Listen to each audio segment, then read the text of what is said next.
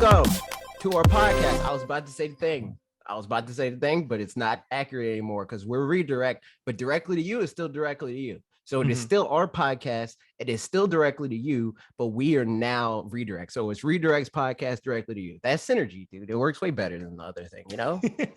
Way better. You can support this show by going to youtube.com/watchredirect or twitch.tv/watchredirect and subscribing or joining respectively.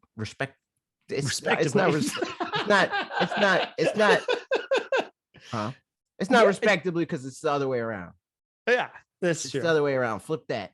$4.99. If you're on Twitch specifically, you can give us Jeff Bezos' money by linking it to your Amazon Prime account. If you have Amazon Prime, get it on him. You know, you get perks. You get also Patreon, dude. That's another new thing.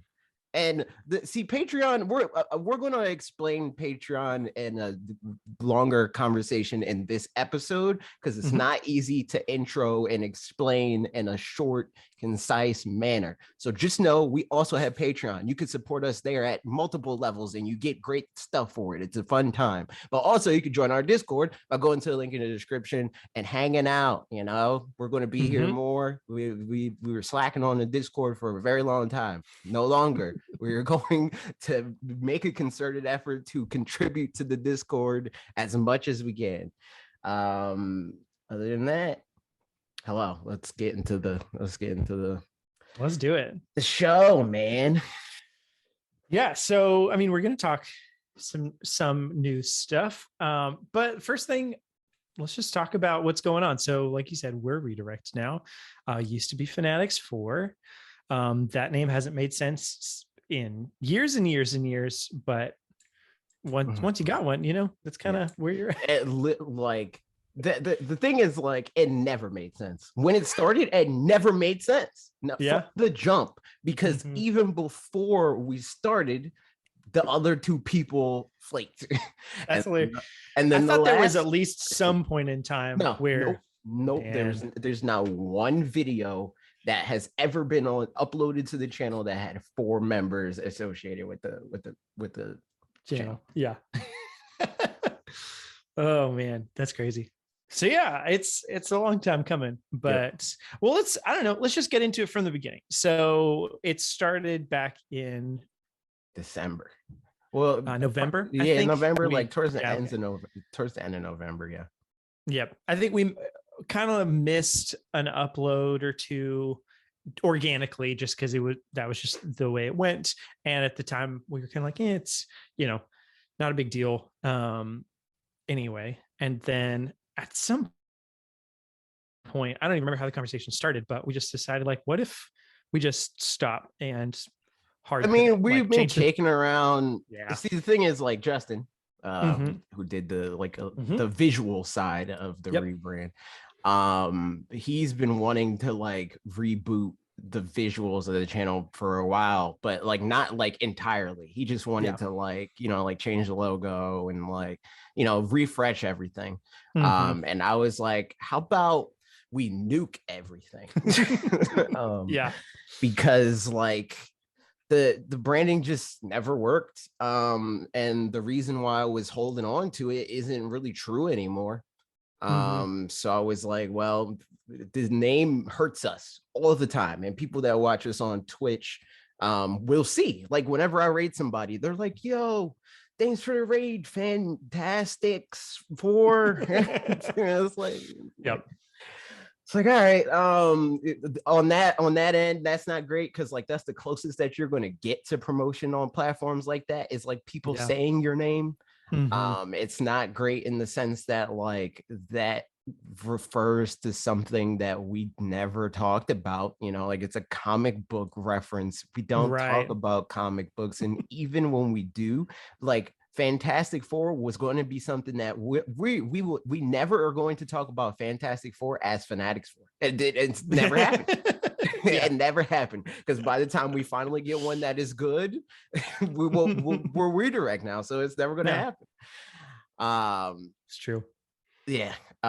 So that was the inspiration for the let's get it out of here.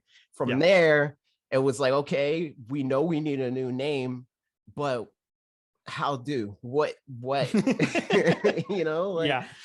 how do we change that, you know, like, and like, in some respects, it's easier to think of a name now that we're like on some level established and we have a community of people and there's in jokes and there's things that people like associate with us and all that stuff, right? So we have an identity already, whereas with FanatixFour, it was just starting from blank. It was like the Nintendo side of it wasn't even decided yet at that point. It was just literally like, we want to make like a gaming channel, maybe we'll talk about anime, you know, like that type of stuff.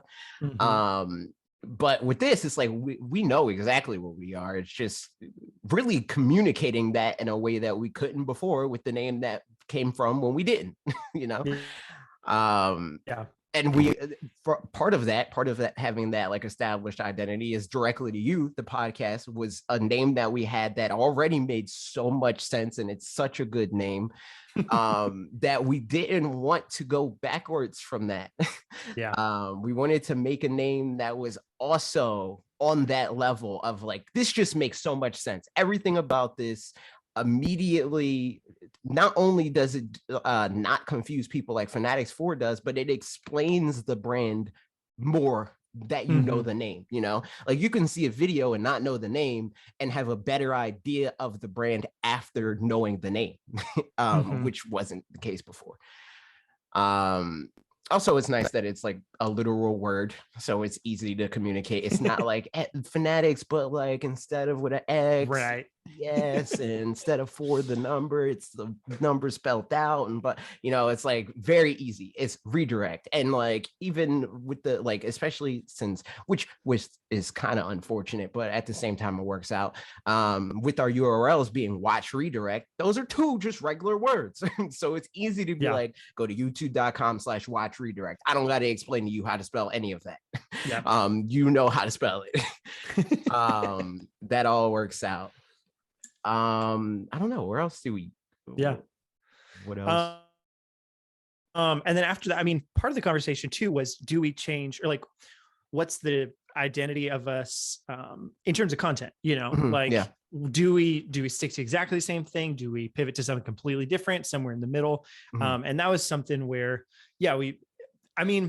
we still wanted to do Nintendo stuff, but talked about doing maybe more Pokemon stuff, or only Pokemon stuff, or still doing broadly Nintendo stuff. But something that one of the problems that we were running into, or noticing or facing or whatever, was that am I freezing for you, by the way? Yeah. Yep. Sucks. Yep, sure does. So here, let me I'm going to disconnect and then come back, and then we'll see if that fixes it. So okay, I'll pause. If you want. Okay, we're back. No. I had to restart around. Okay, never mind. Never mind. You like cut out for a second, but oh my god. Okay, we're back. Hello. Sorry. Yeah, the last thing we were talking about was the idea of like, maybe our content doesn't necessarily match our the branding and that kind of stuff, or like, it just some inconsistency in any case. And so that's something that we wanted to address and rebrand, and like have there be consistency moving forward. So yeah, you can talk about that some if you want. Yeah, so just on like a brand strategy, like inside baseball, YouTube nerd sort of stuff, and even like on a viewership level, but people don't actively think about this when they're on YouTube in the same way. The way that we presented our content was not in line with what our content's value actually was. Like our thumbnails and the way we titled videos and stuff like that said, yo, we're gamer YouTube, pug, you know? But our videos are more like, you know, thought out, scripted, nuanced video essays about whatever the topic is for the at least 8 or 9 times out of 10, because usually we would have like some even the like more snack food, like top 5 whatever the heck, still had more nuance than the like, here's 5 things that I think and that's it, period, you know? So it's like the people that click in expecting that snack food Or like, oh, you're taking too long to like say your buzzword, dude. I need more jump cuts. I need more zoom ins. I need energy. I need you to say pog way more. But we didn't give that to them. And then the people that, or a lot of the people that would be looking for the type of content that we make would be turned off by that initial sign of like, hey, snack food, when they're actually looking for what our real video is. So there was like a disconnect there with how we presented our videos and what our videos were, less so than it was a thing that like the videos we were making not being something that we wanted to make. In some regards, our schedule caused us to have to make videos that we like either didn't want to make, in the sense that like I would rather talk about this topic at a different time, or I don't really have time to do anything crazy in depth, so I'll do like an idea that I had that's less in depth, or like we would come up with an idea that would become too ambitious for the schedule that we had, and we would have to like cut it and then say like, okay, let's do let's do this, a part 2 in some way, like that sort of thing. And then like there's also things on the other end of that where we would have videos like I did the history of hardware revisions, and that video was hell to make. And it like was 25 minutes long, and like on a week schedule, like that's not going to work. And then also like a 25-minute video in the context of like a channel that always puts up, like at the time, like it was closer to 10 to 12 minutes, but now we're like in general it's like 10 to 15. It wasn't going to work in that sense either.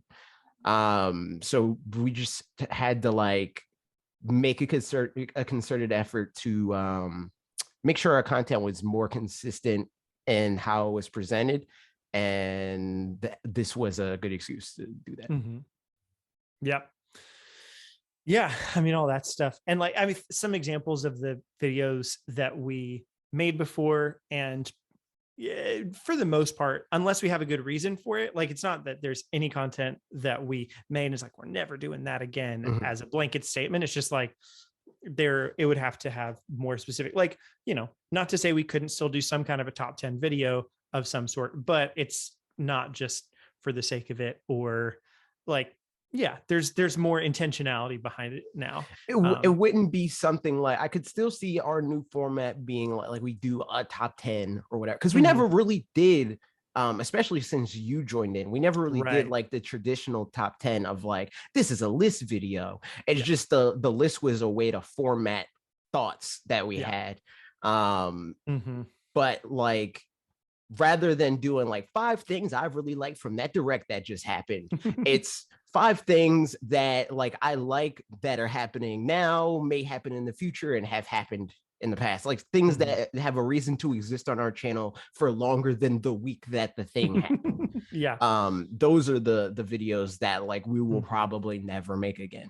I mean, similarly, I think like predictions videos is something that like, it's fun to do predictions, but I think that's going to live more on the podcast, coming up before events or whatever, as opposed to, or even maybe like a discussion video that goes up on directly to you that's not the podcast or something like that. But specifically doing a video 2 weeks before the Game Awards, it's like, this is what I think is going to be at the Game Awards. It's a little bit redundant just because like a lot of people are going to say similar things on other channels, and it's like, we can let them say that. And then additionally, once the Game Awards happens, unless it was like, whoa, I can't believe that FanatixFour predicted that thing or something, which like that, not that happened particularly often in exactly that way. You don't go back and rewatch those videos. They kind of just it's usually short shelf life. It's usually new viewers that will see videos like that and be like, oh my god, that is how it happened. Which to some extent it has value, but it's only when it's like so on the nose that we nailed it that it's like, this is worth keeping up. There's still videos on our channel right now that are like that, like the OLED or whatever, like that video is still on there, even though it's like the OLED has been out for a long time now, but all of that information is still relevant. So stuff like that will stay.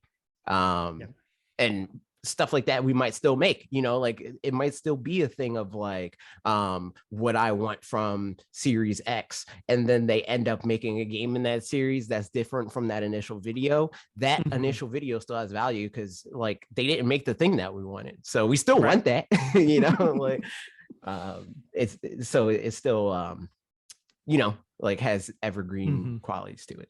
Yep.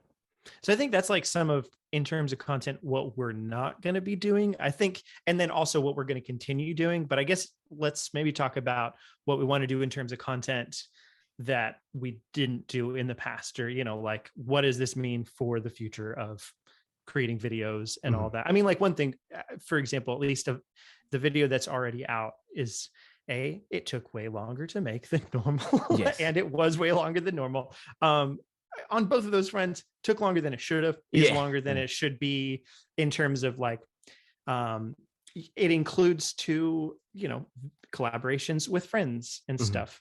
I didn't realize in the moment how much time that would add to everything. And I'm really glad that I did it because it was fun. But all that said, I think that was something where like, I'll have to really evaluate what that looks like and maybe just do one next time, or, you know, something more along those lines. But yeah, just like in terms of dedicated time putting into it. And like, I have more just like images and like files and video clips and stuff that have gone into this session, or this, this video session than, you know, ever before. So like in terms of editing, there's just like intending to do more intricate things as necessary, instead of like, I mean, I not going to lie, towards the way end of it, as we were like, okay, we're coming up to the wire of when we'd like to release, there's a couple of places where I realized I could have added more stuff and just didn't, because it's like, it's not like essential stuff, but it's, you know, in my head, they were there. But in this case, that was an exception. But yeah, so that's something. And then I don't know. Yeah, you can continue. So I mean, like a lot of it is like, we're still figuring that out. You know, like we know, we have a general idea of like what we want in terms of like our approach to it, and the level of quality that we want. But as far as like every sort of topic that we want to talk about, that's not as defined. It's just like, now we can do a lot of the ideas that we already were having, but would cut off at the knees because we don't have the time to do it. So like something, and we'll talk about Patreon, but something that I really want to do is make a series of Pokemon videos. And when I say a series, I mean like easily, like this series is like tens to like potentially hundreds of episodes worth of content, because I literally want to go through every individual, like as minuscule as you can think about elements of Pokemon. I want to have a video on it. I want to have a video on you know, like creating your trainer character and what that should mean, and what your trainer character can do and should be able to, you know, like how much control you should have over that. What role do Pokemon professors have in the world, and how can they improve that? Starter Pokemon, type advantage, you know, special attacks and how they engage with each other in the world, and physical attacks, and, you know, all those aspects I want to have individual 10+ minute long videos about. And in some regards, multiple videos. Like the battle system will need multiple videos because there's multiple layers to the battle system, and I want to have custom animations for all of that stuff. I want to have like so we're going to like contextualize it by like basically say like the conceit of the series is we're going to work from Gen 5 and say like, if they were to make a remake of this game tomorrow from the ground up with an entirely new game, what would I make that like? And, you know, go through the process of that in the order of how the game introduces you to it. So like when you first turn on a Pokemon game, the first thing you see is the Pokemon professor. So probably talk about that first. And then he's like, are you a boy or a girl? And then you talk about, okay, trainer character and character customization and all that stuff. And it's like, this is your rival. Okay, how do you interface with your rival, and how do they grow, and how do you grow with them, and what does that mean? You know, go all in the order of like when the game, in a game design sort of way, introduces its mechanics to you. Is what I want to do. But that will require funding. As far as like I mean, as far as like to do it in the way that I want to do it. Like I could make that series and like use footage of like the anime and the video games that already exist, and you just use your imagination. But I'd much rather be able to like directly show people like this is what this attack would look like to me. And this is what the battle system would be in describing that with images, you know. That sort of stuff. But as far as like content, like on the like week to week basis, it's more stuff like the type of ideas that would just take a long time to explain concisely, you know. Are the type of stuff that I'm aiming for, and I want to focus more on writing in the sense that like the writing just intuitively makes sense, like it the this then that makes sense. Like for the people that have seen it that are on our Patreon, I made a Charizard video, or it's a video about Pokemon in general and how the Pokedex describes Pokemon in this like fully featured like way that stretches far beyond just the battle system, you know, like it like gives these Pokemon all these different characteristics that are not depicted in the gameplay. And the way that I went about doing that was using Charizard as a plot device to explain that this is a character that they put all of this thought into, but the battle system stifles all of that by being rock, paper, scissors. And that's literally it.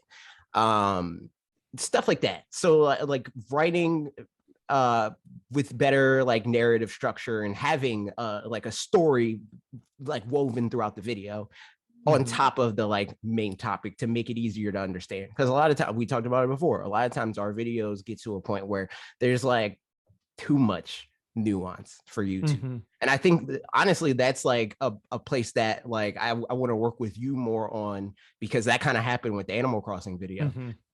Where it's like I want to like be able to come into a video with like still a nuanced like thought of like I want this video to be about this, but distill that thought into something that is easy to say, yo, here's this complicated thought that I have, and I can explain it to a 5-year-old. That sort of situation. That for me is like a big goal for this new rebrand. Big focus on writing. And also another thing, which is part of why I was like, yo, you should probably just make the video shorter, is editing. I want to focus on making sure our videos, like there's a reason to look at the screen because like a lot of times, especially back then when we were on a time crunch, it was basically a podcast, you know. It was like we would just be like, I don't really know exactly what to put on the screen here, so I'm just going to put this clip from this trailer or whatever. And a lot of time when we had time, it would be stuff that like there's a reason to look at the screen, because there's like direct like visual accompaniment of like, this is what I'm talking about. I'm talking about this specific thing, and you see a representation of that on the screen. But I also want to make that look pretty. So that's another part of this, why I want to like, why we're on really the like in the like Call of Duty sense, where Call of Duty has a game that comes out every year, but it doesn't take a year to make a Call of Duty game. I want to do that where we're now on a 2-week schedule.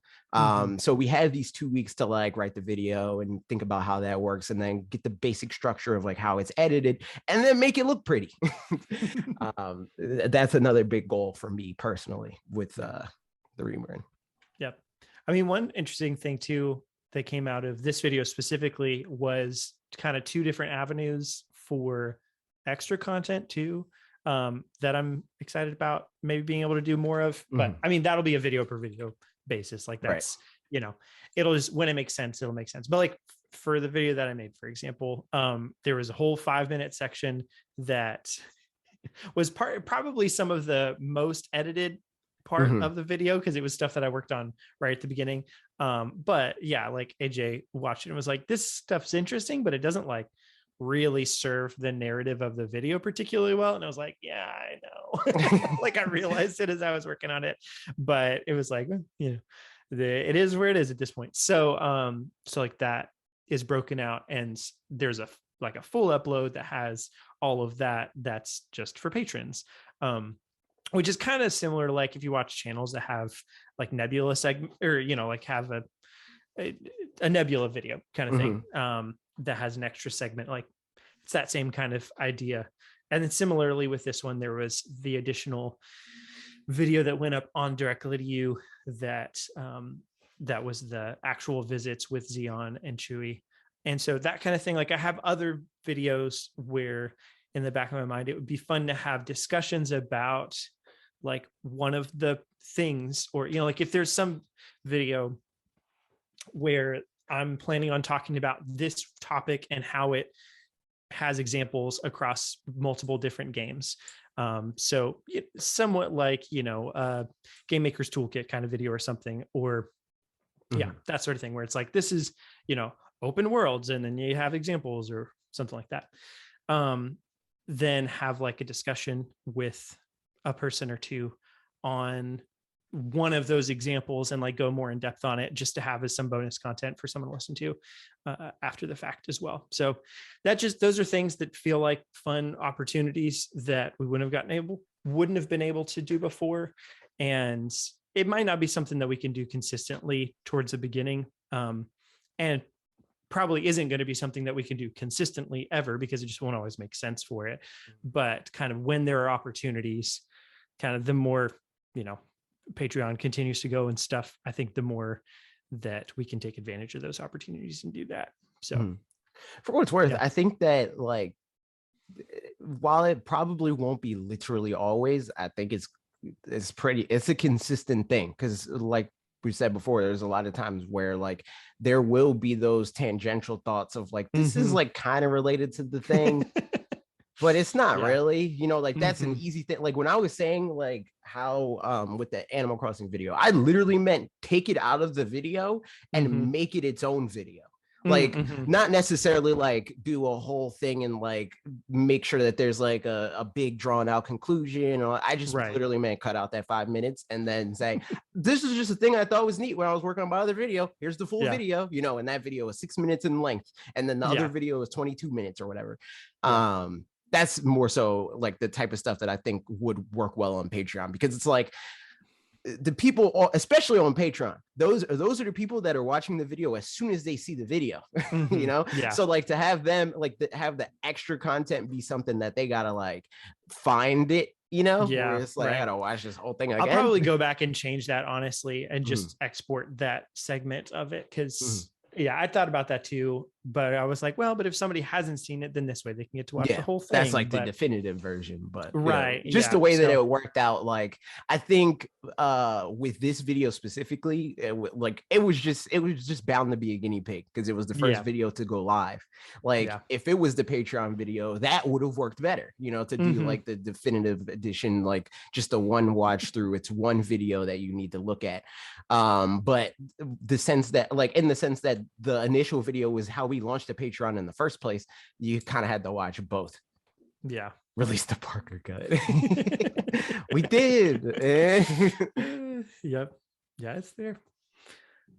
I mean, as far as content, I think that, I mean, we might have more things to come up as we're talking about things, but let's maybe talk about Patreon a little bit and kind of what that means and some goals and all that kind of stuff. Patreon. So we're probably going to cut this out and then literally put it on our Patreon. So hi, Patreon. We're explaining Patreon to you. If you haven't supported the Patreon, this is how it works, and this is why you should. There it is. So Patreon. We came to the conclusion that we already talked about as far as like the schedule and stuff like that, and how like the videos every week wasn't really super feasible for us, and how it makes more sense for us to take more time on the videos anyway. Even if it was feasible for us to make a video every week, it still would make a better video if we took longer to make the videos.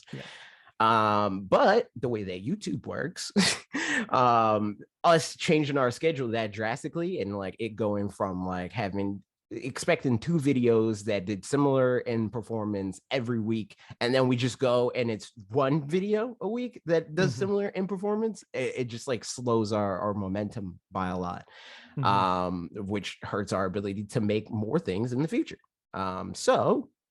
In order to make more stuff at a higher quality, we think the best way to do that is through things like Patreon, through Twitch subs, through, because then we don't have to worry as much about the YouTube algorithm, because we're not just reliant on AdSense, which was a major part of it for us. We want to be able to make it so that the thing that we answer to isn't an algorithm, it's our audience. We want to be able to go to people and say, oh, okay, you don't want to pledge X amount. Why is that? What can we do better?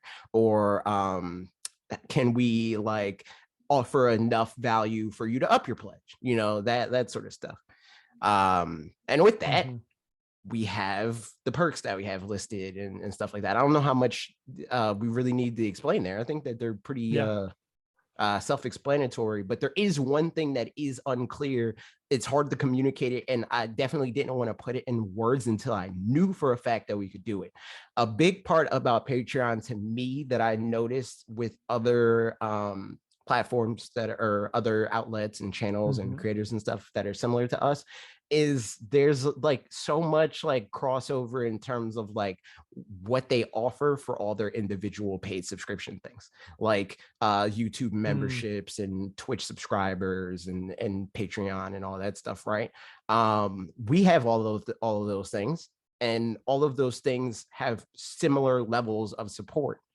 But I didn't want to have people feel like they needed to support more than one that only gives them the same thing, like it's a redundant thing. It's like I can only justify spending $8 or whatever, and I want to be able to have the Twitch emotes or whatever, but I also want, like whatever the Patreon is. So off the bat, the first thing that we did was all of those things are the same. Like what we offer for $4 on Patreon is what you will get if you're a Twitch sub. What we offer for $8 on Patreon is what you will get if you're tier 2, and so on and so forth for like whatever like similar level of support. But on top of that, those individual levels stack. So even if you're a Twitch Prime sub, which we said, if you're a Amazon Prime member, link it to your Twitch account, take it from Jeff Bezos, get a sub on him, and you want the $8 perks, you can Twitch Prime sub and then just be a $4 patron or join on YouTube. All of that stuff stacks. All you have to do is go into our supporters Discord. Make sure you link your Discord so that Discord knows, or you tell me like what your username is so I can like verify, and I will give you the honorary role to be able to access all of the things that people on Patreon at those levels will get. Does that make sense? Is there any clarification that I need to make beyond that? No, I think that totally makes sense. Yeah, well said.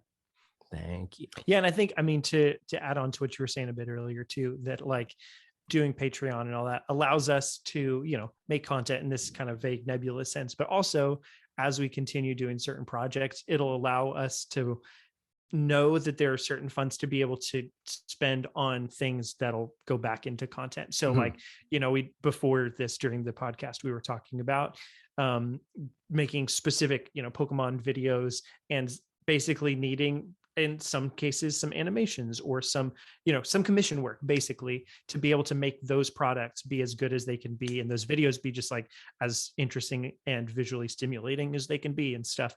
And so having Patreon and the goals that we have set, like all of that is taken into account so that those things can be done in a consistent and reliable way, instead of, knowing that, yeah, we could do it, but like views are down and we just don't have the funds to be able to make that happen, even though people really want it. So this is a way to kind of like kickstart basically those things, which is great.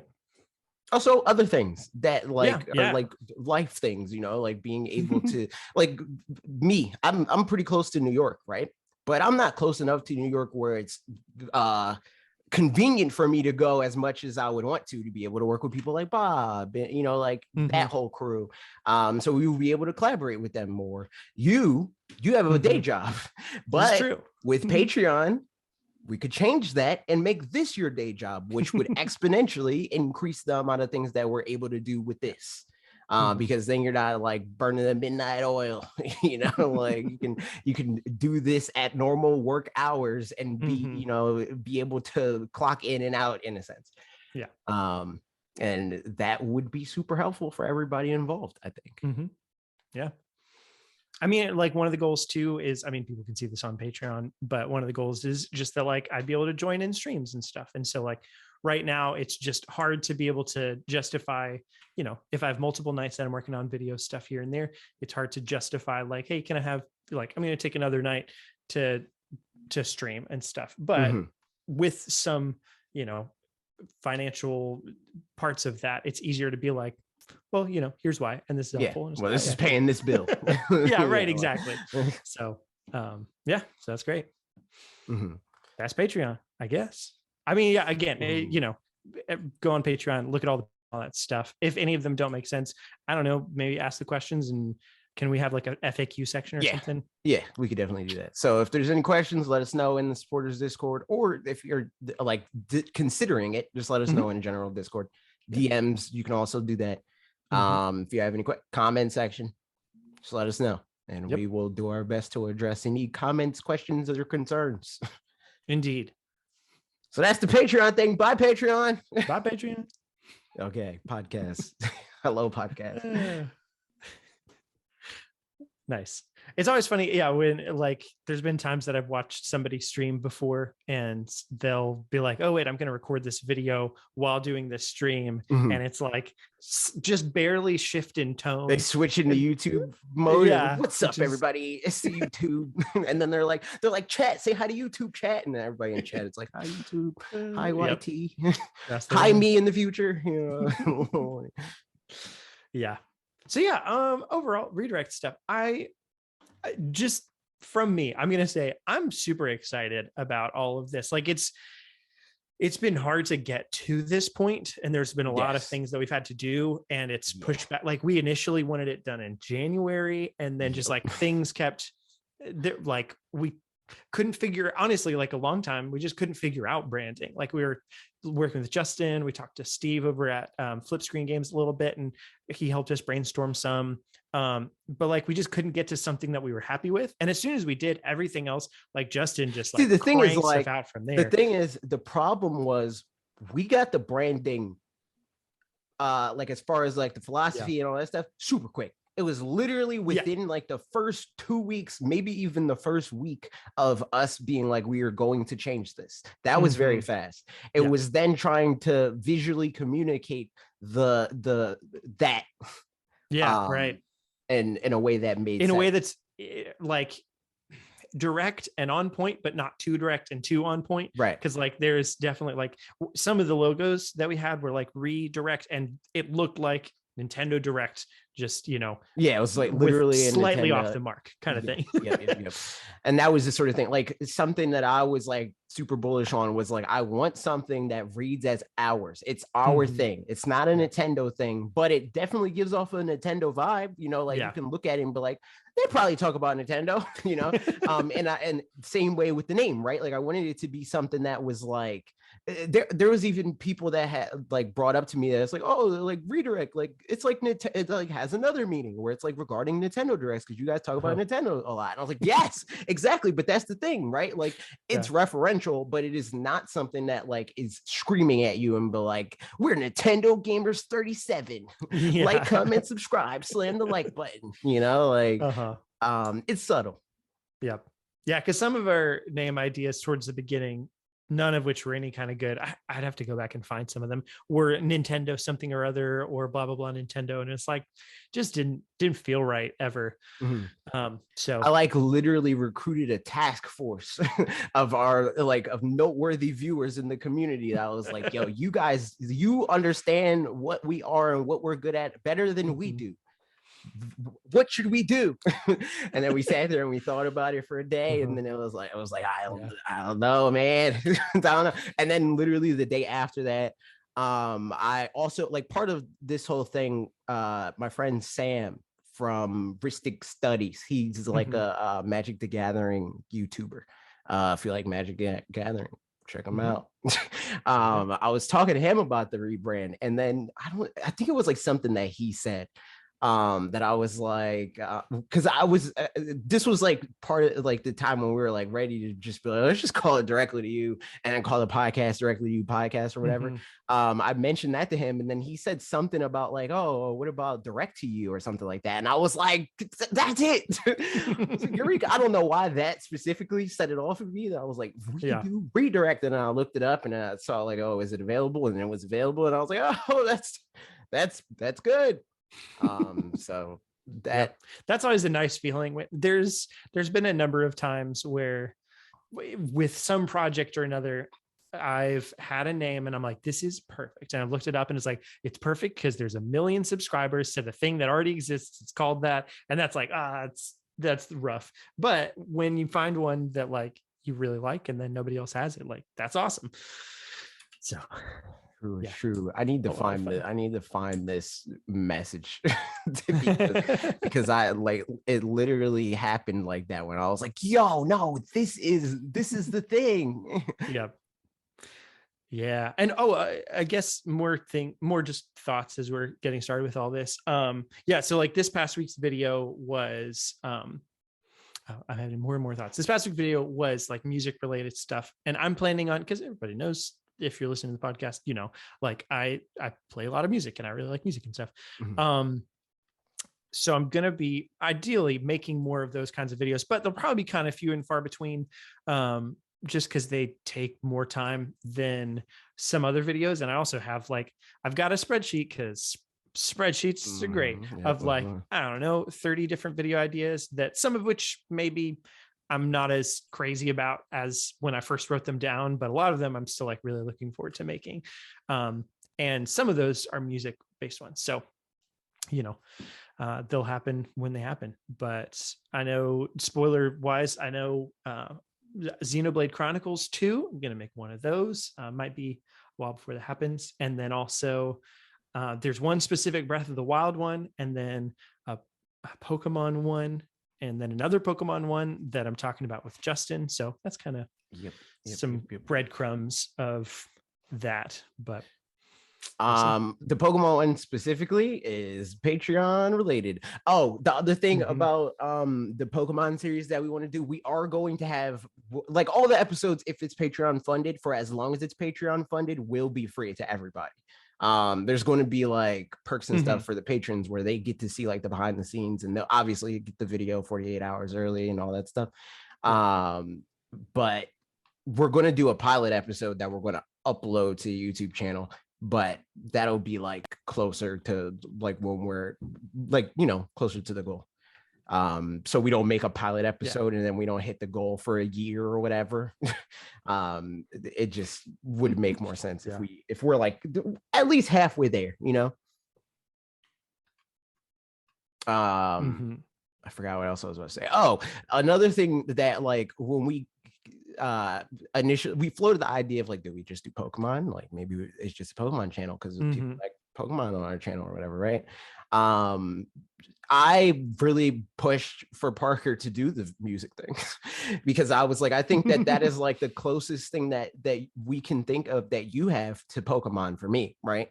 Where like a lot of our community like associates music with you and likes seeing and hearing music related things from you. So I think that like it would be good to like leverage that in videos. So that was another like guiding thing for us, or will be for this channel in general, of like what do we want to like talk about in depth for 10 minutes, you know, like that sort of stuff. I mean, I guess the other thought with even that is like something that we've noticed in the past with other channels and ourselves by contrast is that like oftentimes a channel will make a video and that one will like really resonate with people. And then the YouTube play is kind of to like lean into that video and do similar things down the road, even if not all the time, at least like have that as kind of something in your back pocket. An easy thing that people that listen to the podcast will know is Bob Wolfden, whenever he talks about a controller, you know, like he's going to do like his like I want to turn my keyboard into a spaceship. You know, like he's going to do those videos. But he always knows that it's like, well, if that video doesn't hit, I can just make a video about this controller that I've been sitting on, you know. Which is, and so that's great. The thing is, with the way that we were doing our videos before, is like, for one thing, we didn't know which videos would or wouldn't, you know, resonate with people, and we still don't, you know, ultimately. But I think to some degree. Some degree. Usually I don't know until I make the thumbnail. That's when I know. I'm like, this video is going to do numbers. Like that happened with both the video, like your video that hit 1 million views. Once I made a thumbnail, I was like, this video is going to do things. And then before that, the 2018 Switch video, I was like, this is an impeccable thumbnail. That's usually when I know, is it after I make the thumbnail. But like with some of the videos that we were making before, I think with sometimes doing more throwaway-ish videos, like not literally throwaway, because still like we cared about every video that we made, but it was more like, I don't know, like I guess I'll just do this. That's not necessarily a way that, if that video happens to do really well, then like, is that then the thing that we're like doubling the channel down on, and it's one that we don't care about that much? Like, I mean, a good example was Animal Crossing. Like, we cared about Animal Crossing, and I care about Animal Crossing, but I didn't want to make the channel an Animal Crossing channel, you know, like that just because a bunch of Animal Crossing videos did well before the game came out. Exactly. Whereas like, I mean, I know of at least a couple other channels that happened. They made an Animal Crossing video and it like went really well, and then they're an Animal Crossing channel. Which is, you know, great if they're excited about that. But I think we just need to, or it'll be interesting to find out what things, you know, have a chance of going that way for us. And them being things that we're like, excited about making those. I will say, I do think that how I set that up, where it was like the Pokemon and the music thing, in terms of like what we care about and what people associate with us. I do think that that's our thing. I think the music it's just going to take reining you in a little bit because like you want to talk about all of it, which makes sense. But I think it would be way easier on you and us to market it and the viewer to understand it if you pick one concept and that is what the video is about. You know, like, I don't mean like concept in terms of like the game. I mean like one musical concept and say, I'm going to teach people about this. And then you contextualize that with the game, you know? I think that's I mean, you're not wrong. It's always surprising to me watching a Charles Cornell video or something where he'll like react to the music in a particular game or something, and then only react to like 2, maybe 3 songs from that game. And in my mind, I'm like, but there's so many songs in Breath of the Wild. What about but how do you market that? Exactly. And I think that see, and I think honestly, like based on, and it makes sense because the Animal Crossing video was the Animal Crossing video, and that took as much time and energy as it did. But I think honestly, the music videos can be easier than any video. It's just knowing what those videos need to be before you make it. Because like you could make 4 videos out of the Animal Crossing video. And I noticed that just editing the short that we did when I was like, this is like the video made itself. I watched the clip that you did and I'm like, that this video tells its own like self-contained story. And that's a thing that I think that we need to really take advantage of. Fun times. Good stuff. I mean, as far as redirect and rebranding and stuff, any other thoughts? Or I mean, any questions from y'all in the chat? Sardi said, gonna have a VOD channel from stream since you're expanding. Maybe eventually. I feel like the thing about VOD channels for me, I feel like they're just usually not worth the time and effort on our end until we get to the point where enough people will watch them because they missed the initial stream, you know? I'm sure, like, well, I don't want to name specific people because that feels, you know, I don't want to like talk about their viewership or whatever, right?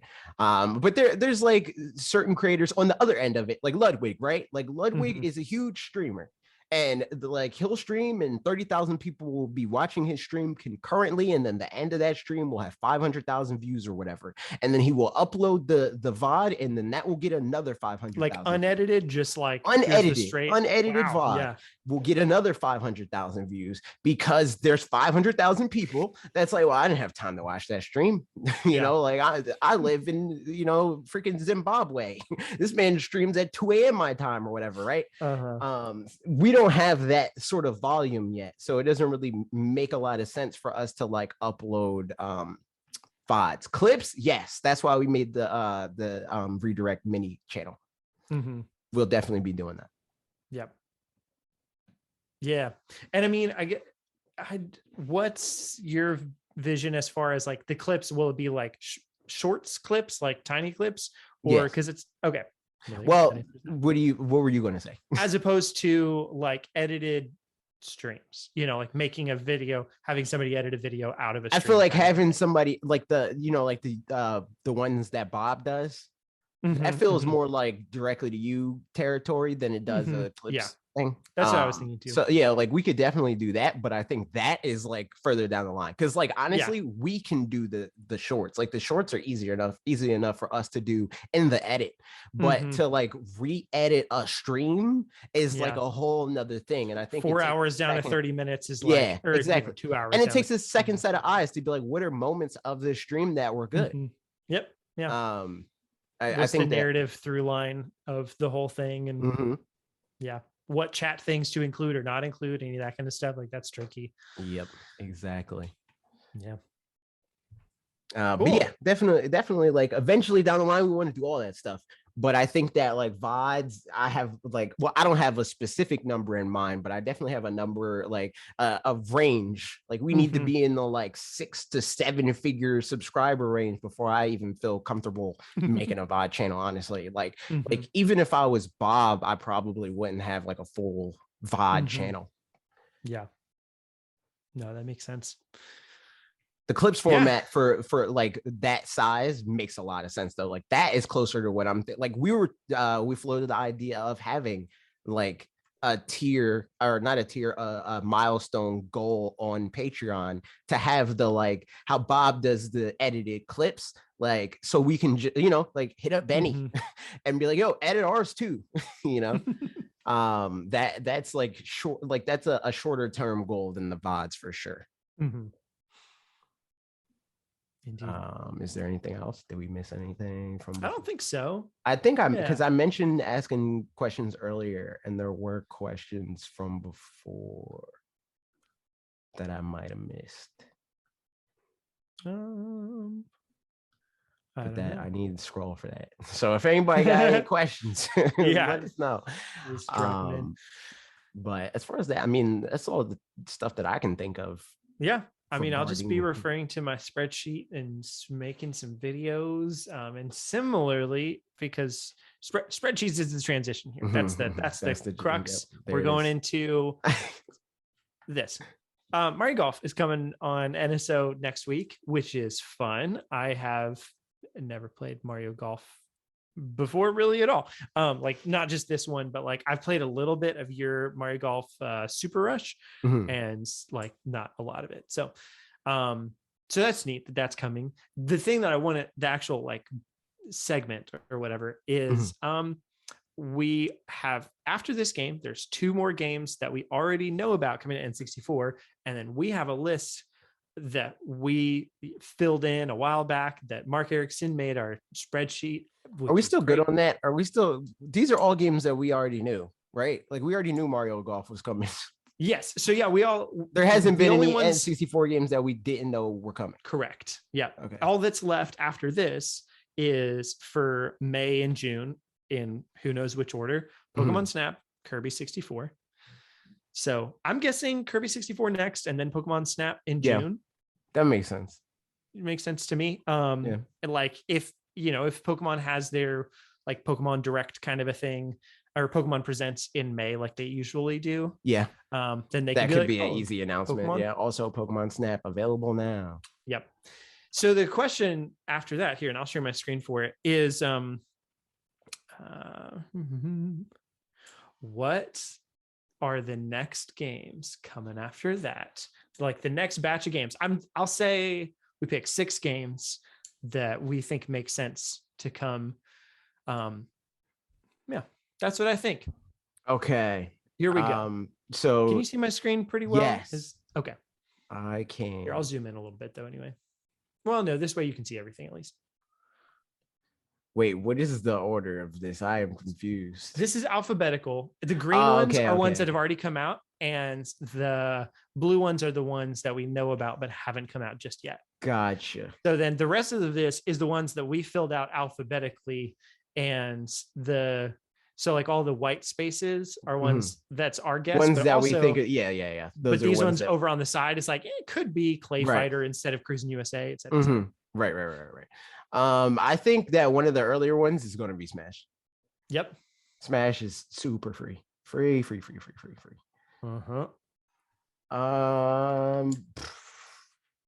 I think Wave Race feels like a safe summer one.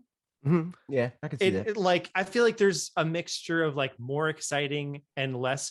I say exciting in terms of popularity more than like personal excitement, because I'd be excited about Wave Race, but but it also feels like there's a decent amount of nostalgic popularity behind it. So to me, that would be one. I mean, Pilot Wings feels safe. Yeah, it feels pretty safe. I'd say Pilot Wings. Cool. Okay, so one of the news bits from this week that I didn't grab because whatever is Triangle strategy. Oh my goodness.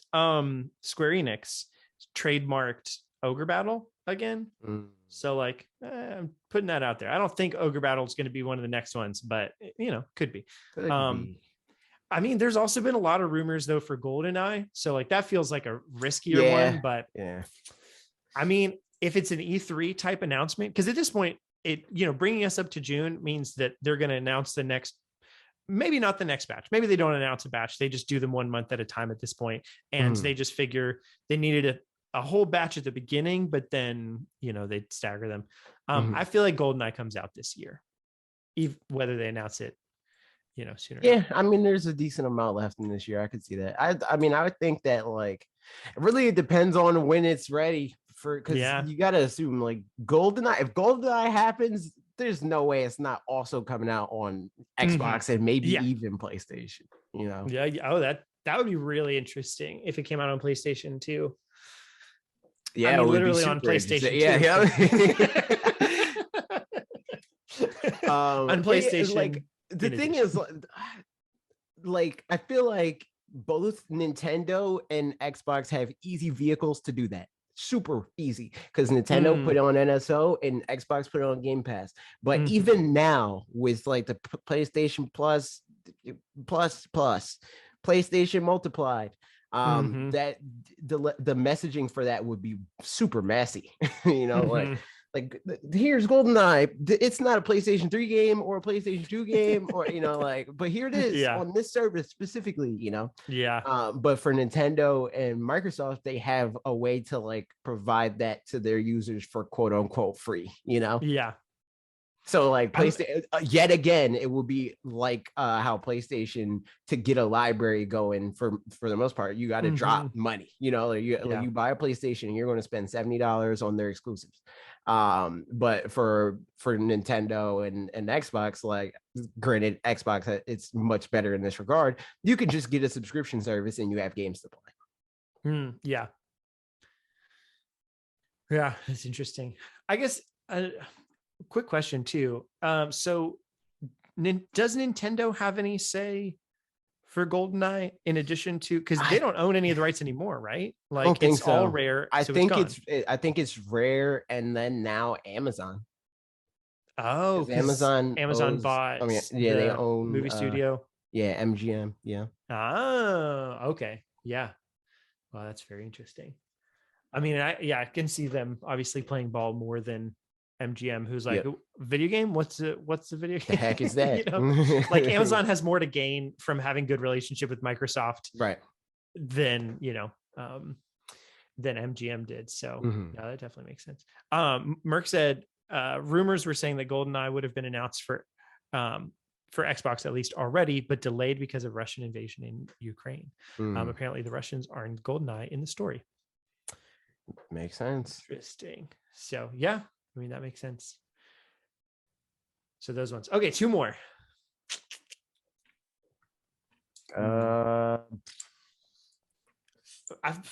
We haven't really gotten any third-party kinds of ones in the like new announcements. I mean, we had, for whatever reason, Win Back, and then also Sin and Punishment.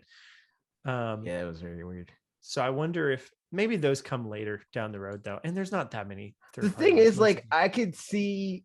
I don't want to put another Microsoft one right now, but like Banjo Perfect Dark showing up. Oh, Banjo, yeah. I think that was another thing I was going to say. I could see Perfect Dark, but Perfect Dark feels like it would make more sense if they do it later. Yeah, I'd agree with that. Especially if they are doing GoldenEye, like Perfect Dark makes more sense to just like even beyond that, because they're working on the Xbox Series X. It's good promotion. GoldenEye and S or whatever. Who had why get a Series X instead of S? You know, you're kneecapping yourself preemptively. Don't get the S, just buy the X. But anyway, Perfect Dark coming to that collection of consoles. Yep. Nah, man, it's going to be an Xbox Series Z launch title. I'm calling it now. That was the one that the initiative. They're like, the studio is like kind of falling apart, right? Yep. Yeah, that sucks. That's rough. Yep. Yeah. Everybody got jealous of PlayStation. They're like, yo, we want to announce games 7 years before they're ready to release. Yeah, there's still some from that initial like Xbox Series X reveal thing that I'm like, oh man, those look cool. But then now realizing it really is going to be just so long before they come out, which makes me all the more like thankful for Nintendo doing the Switch reveal the way they did. They had the benefit for sure of like having some just terrible end of life years for the Wii U. So they could make stuff up, you know, and really like be able to hit the ground running that way. But and also have the benefit of not trying to be the most technologically advanced, right? Also not trying to launch during a global health crisis. That also did wonders. I mean, you're not wrong. Yeah. All right, two more. Let's put Banjo Tooie. That makes sense. And then one more. I'm gonna put I would want to say, Excite by Mario Party 2, one of the Mario parties. Yeah, Mario Party 2 would be hilarious. Mario Party 2. That is the one that people like. Yeah. Granted, people like all the N64 and most of the GameCube. I think the Microsoft, I think the microphone one is a weird spot for some people. Oh, I didn't even remember that one existed. Yeah, there's one that comes bundled with a microphone. I think it's like 6 or something. I don't know. Don't quote me on which one it is, though. I don't know which number specifically. I wonder if it's maybe 5 or 7, only because I've always heard that people are big fans of all the even numbered ones. So I'd be surprised if that turned out to be one of those. But could be wrong. So that's our list for those: Banjo Tooie, GoldenEye, Mario Party 2, Pilot Wing 64, Super Smash Brothers, Wave Race 64. If we get 4 out of 6 of those for the rest of the year, then buy us a cake. What kind of cake? That's the question. What kind of cake? Yo, can confirm it's 6. Oh, look at you. 6 and 7. Oh, weird. Was that for all the games, or was that just for like some of the games? It has a mode. Oh, okay. Weird. Yeah, I don't know why, but I'm like oddly good at random guesses like that. Like whenever people are like, "Yo, I wonder how much that weighs," and I'm like, "It's probably like 45 pounds," and it's like it's 47 pounds. I'm like, "You know what?" I felt like a psychic when I was 7 or 8 or something. My sister got Britney Spears's debut album for her birthday. She twice from two different friends, because Britney Spears. And one of her friends was asking, or she asked one of her friends or whatever, they were talking, and they were like, what number is Lucky?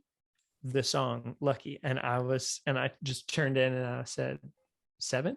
And then they looked at the track listing, and the song Lucky was track number 7.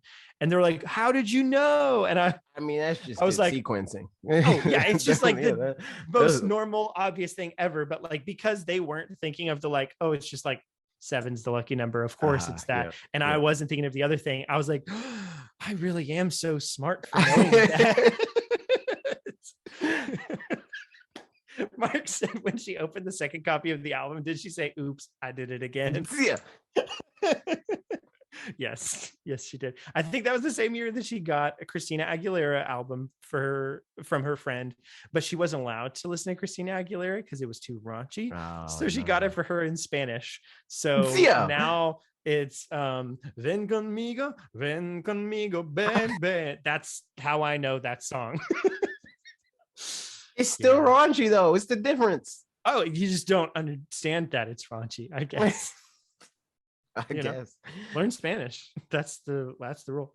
Ironically, my sister is fluent in Spanish now. So, and that was the inspiration. Catalyst. She was like, I am going to understand the questionable lyrics. Yeah, that was the one.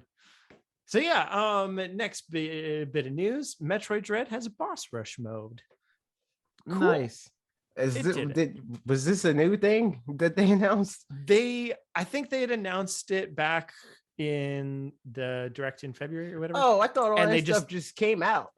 I think the first bits did, and then this was the last thing. They're like, this is coming later. So we have arrived at later. Good job. Nice. We're here. Later confirmed. Yep. So that's it. Good stuff. Cool. I still gotta finish that game. I still haven't finished that game. Yeah, that's good. It's a fun time. Too many games. I'd say it's definitely worth finishing. There's some sequences towards the end, especially, and like some of the I'm not going to spoil anything, so I'll say it this way. Like, there are things that as I was coming up to them, I was like, oh man, I feel like I've done this thing enough times and I don't want to do it again. And then the game preempted that and responded accordingly. And that was fun. And then the final boss was just really fun. And there's a bunch of,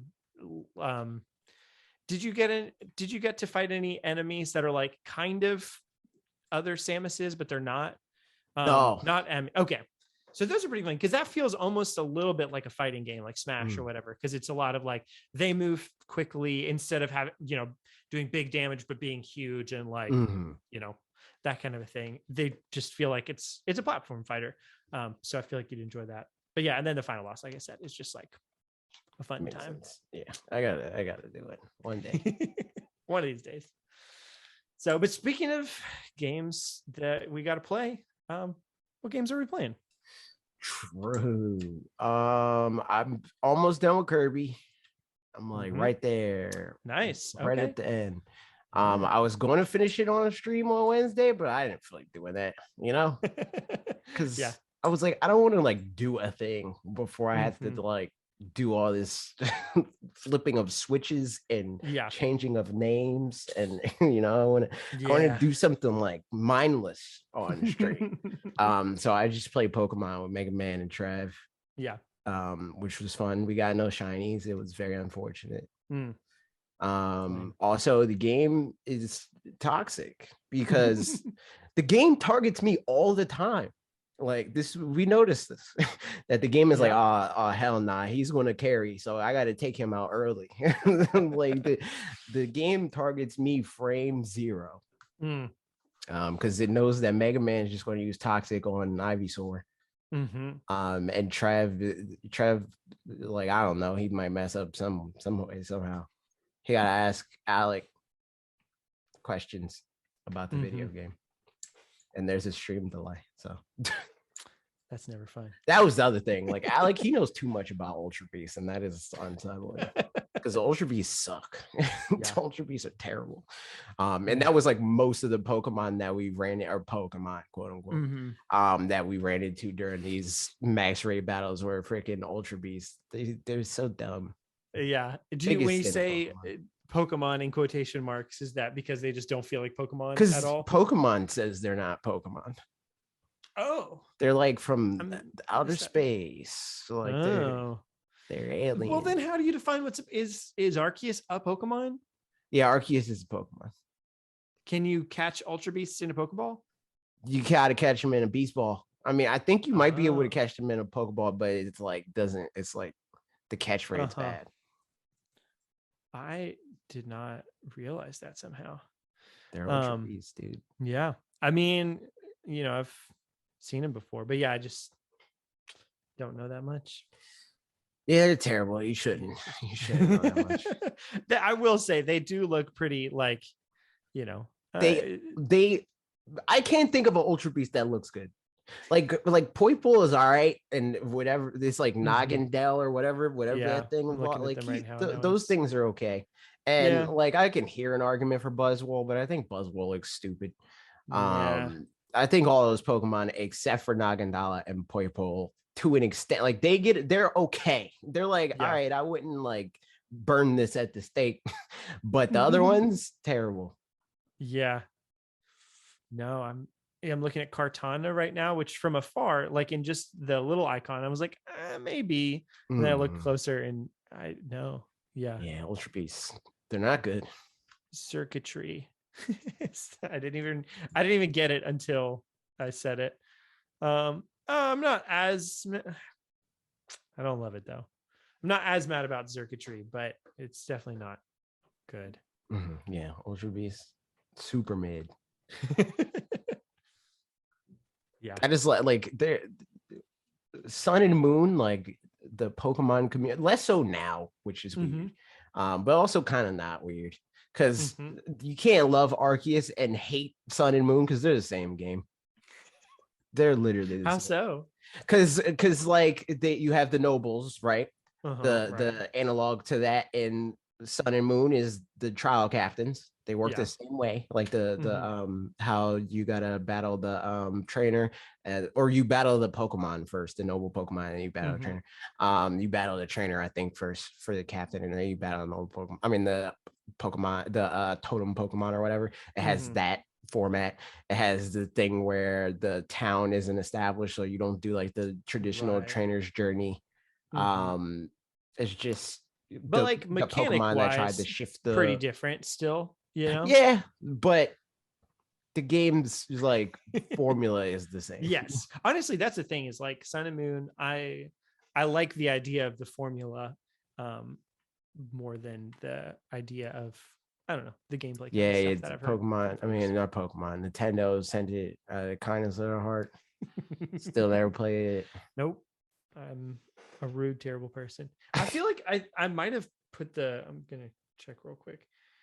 I want to say I have a note in my phone that still has the code somewhere. And if so, then maybe one of these days I'll pull it out and make it happen. But I wish. See, I was looking for the. I was going to a phone number in here that I was looking for a while. I kind of want to like play. I would show it to you, but I found it. It's right there. But I want to play the wait. How are you going to do that? Huh? You said you're going to show it to me. This is still recorded. I'm not going to show it to you. Oh, okay. I was like, what? There you go. See, nobody can see the code, but nice. Good job, telephone. But yeah, crazy. Wait, time out real quick. Crazy that codes only ever got to the B's for 3DS. For 3DS, rip, dude. And we're like, I mean, I don't even know where we're at. I was going to say, I haven't paid attention to that in a long time because I remember it was like a big deal. Like between me and Bob, where it's like they're on C now. What the heck? Yep. I know how we can find out. It is we're on E. That's crazy because we got codes a month ago, and it was E such and such and such and such. That's ridiculous. Yeah, man, that's so many. Like, and even looking at, I was on Nintendo's like to go look at Nintendo games to buy them and that kind of stuff.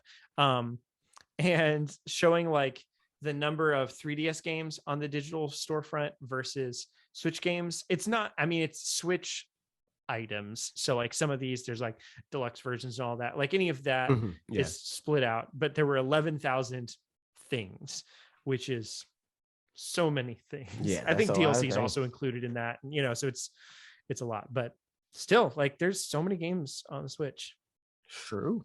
and I'm sure a lot of them suck, but a True. lot of them are, Arguably, enough of them are still probably good. probably most of them suck. But Yes. it doesn't matter because you're never going to know about those ones. Yeah. You know, here's the thing. I will say my one regret with not doing like eShop window thing anymore is it was fun to know about the little nothing games just because, but now like I could still look it up, but like there's no purpose behind I it. feel like know? the only the way that lives is like Streaming in some regard. Streaming, yeah, and then like the video is like a Patreon thing, and then like we just give it to like it's not even like the content level Patreon, it's like the lowest level of support can get it. Yep. I think that's the home for that sort of thing. Yep. But that's Yeah, like sure. way down the line, like even like further than when we've reached a like you streaming goal, because that's more work than that. Because then you gotta make a video. Like that's full-time Parker time. So like, yeah. I think it's probably, if it's something that enough people will be interested to watch in a streaming context of just like, you know, reacting to or whatever, yeah, just going through and playing the game or like looking at the games. And it is tough because like I've told AJ some of these ideas, but like I've got some ideas of stream series that I'd like to do. But it kind of, you know, it involves me having time to stream more often, which I don't. So yeah, so that's a thing. Yep. But yeah, I don't know. That'd be fun at some point down the road. There it is. As far as games that I'm playing, the obvious one is Kirby. And yeah, I'm having a good time with that. I don't know how far behind you I am at this point. I'm pretty much still 100%ing it. I've gotten a couple levels where I've 100%ed all of the Waddle Dees like the first try, which is generally like usually it's pretty few and far between. I think I like only did that in the first like 2 worlds. Yeah. And then like it got to a point where it was like it was like a little bit of extra effort, and I was like, I'm not doing this. Like on stream, I don't want to do stuff that I gotta like pay attention that deep to the game, because I'm paying attention to everything but the game. Like so I want like stuff that is like borderline like autopilot. Yeah. I mean, or stuff like, you know, the beating bosses without getting hit at all is like not necessarily too hard, but like I definitely it's just I just feel like it's entertaining in the sense that it's like, oh, I wonder if you could do it. Yeah, but like the minute to minute is boring to me. You know, like I think the frustrating thing I could do to it, me, but I'm like I gotta camp, and then if I do get hit, it's annoying because I gotta like make him kill me, and then like that's the one. Like, ugh. Yeah. So like I've done that with some of the boss fights and stuff because there will be a wall associated with it. But sometimes like an attack will have 2 hitboxes and stuff. So if I'm doing dodge rolls, then like, you know, I'll have to know to do one and then the other. So often there's been enough times that I've gotten towards the end of the fight and then just barely get nicked by something. And I'm like, no, okay, whatever. And I'll just do it again. But yeah, I mean, it's fun. And there's some power-ups that are like so overpowered anyway that it's like, it's not, as long as you don't get hit by like 5 hits, pretty much you're good to go, but it's knowing exactly those hits and stuff. So no, I'm having a super good time. I thought so far the snowy area was like my favorite in terms of just like atmosphere and like locales and stuff. Like that bridge level, super cool. The boss fight in that level, super cool. Just like environment and stuff. And I don't know, I'm still just really enjoying seeing Kirby in a context that's not like greens. Even though like that was pretty too. I mean, I like the, you know, this game's version of that especially, but something that's not greens, and also that even in like the like we're in a darker castle kind of area in other games felt very like, you know, cartoonish, darker castle. which is fine and fit thematically, but like didn't feel as just straight up cool as it does in this one. So I like it. It's nice. It's a good game. There's a lot of yeah. stuff a lot of moments of that was neat. Yeah. Like, that's what I want. And I think honestly, like them being able to it being a 3D world, kind of isometric, you know, whatever, that sort of thing. I feel like they can get away with a lot more of those things because they have so much more control of what's going on. And like, you know, some of the really cool looking bridge and stuff, like you don't need to think about textures in a way that it's a fully 3D object. Like it is a 3D object, but only from a pretty limited perspective. And so like I feel like they can get away with a lot more in that respect and like make things look cooler. But then also, yeah, like you said, just neat little fun moments. Fun. Yeah. Another game that I played for like 5 minutes, if that, yesterday, a long time ago. So I have folders, as we all know. So I have some games in the backlog. I opened up my backlog folder and noticed a game that Ashley had bought one night when I was like, I'm gonna go to the store, take a look at eShop and see if there's any games that you think would be fun, and then just buy them and we'll play those games. And she bought Pan, which we played for like 20 minutes. It's like a puzzle game, like mini open world kind of thing, puzzle game. And we played that a long time ago. And then she also got another one called Him and Her that was like 1 cent or something like that, very cheap. And I was like, you know, I'm just going to play this to get it out of the backlog section so I can at least know what it is. I can move it along. And it's like, it's a puzzle platformer kind of thing. And it's like all, I'm going to pull up a picture of it. Like it's all like kind of emo looking, which is, you know, a little nostalgic for me anyway. But the music in it is actually like pretty fun. It's, hang on, Him and Her game, because Him and Her is a different something else. I feel like that still might be hard to find. Yeah. Here, I'll share my screen so people can see it. All right. So this is what it looks like. The levels are like these just little platformy bits where you are stuck to the ground. You just have to get from you to the girl character, or from the girl character to you, and you like rotate the world and like don't jump on the spikes. So it's pretty straightforward. But what I liked about it is the music is just like acoustic guitar stuff, but like kind of nice, pretty intricate acoustic guitar stuff.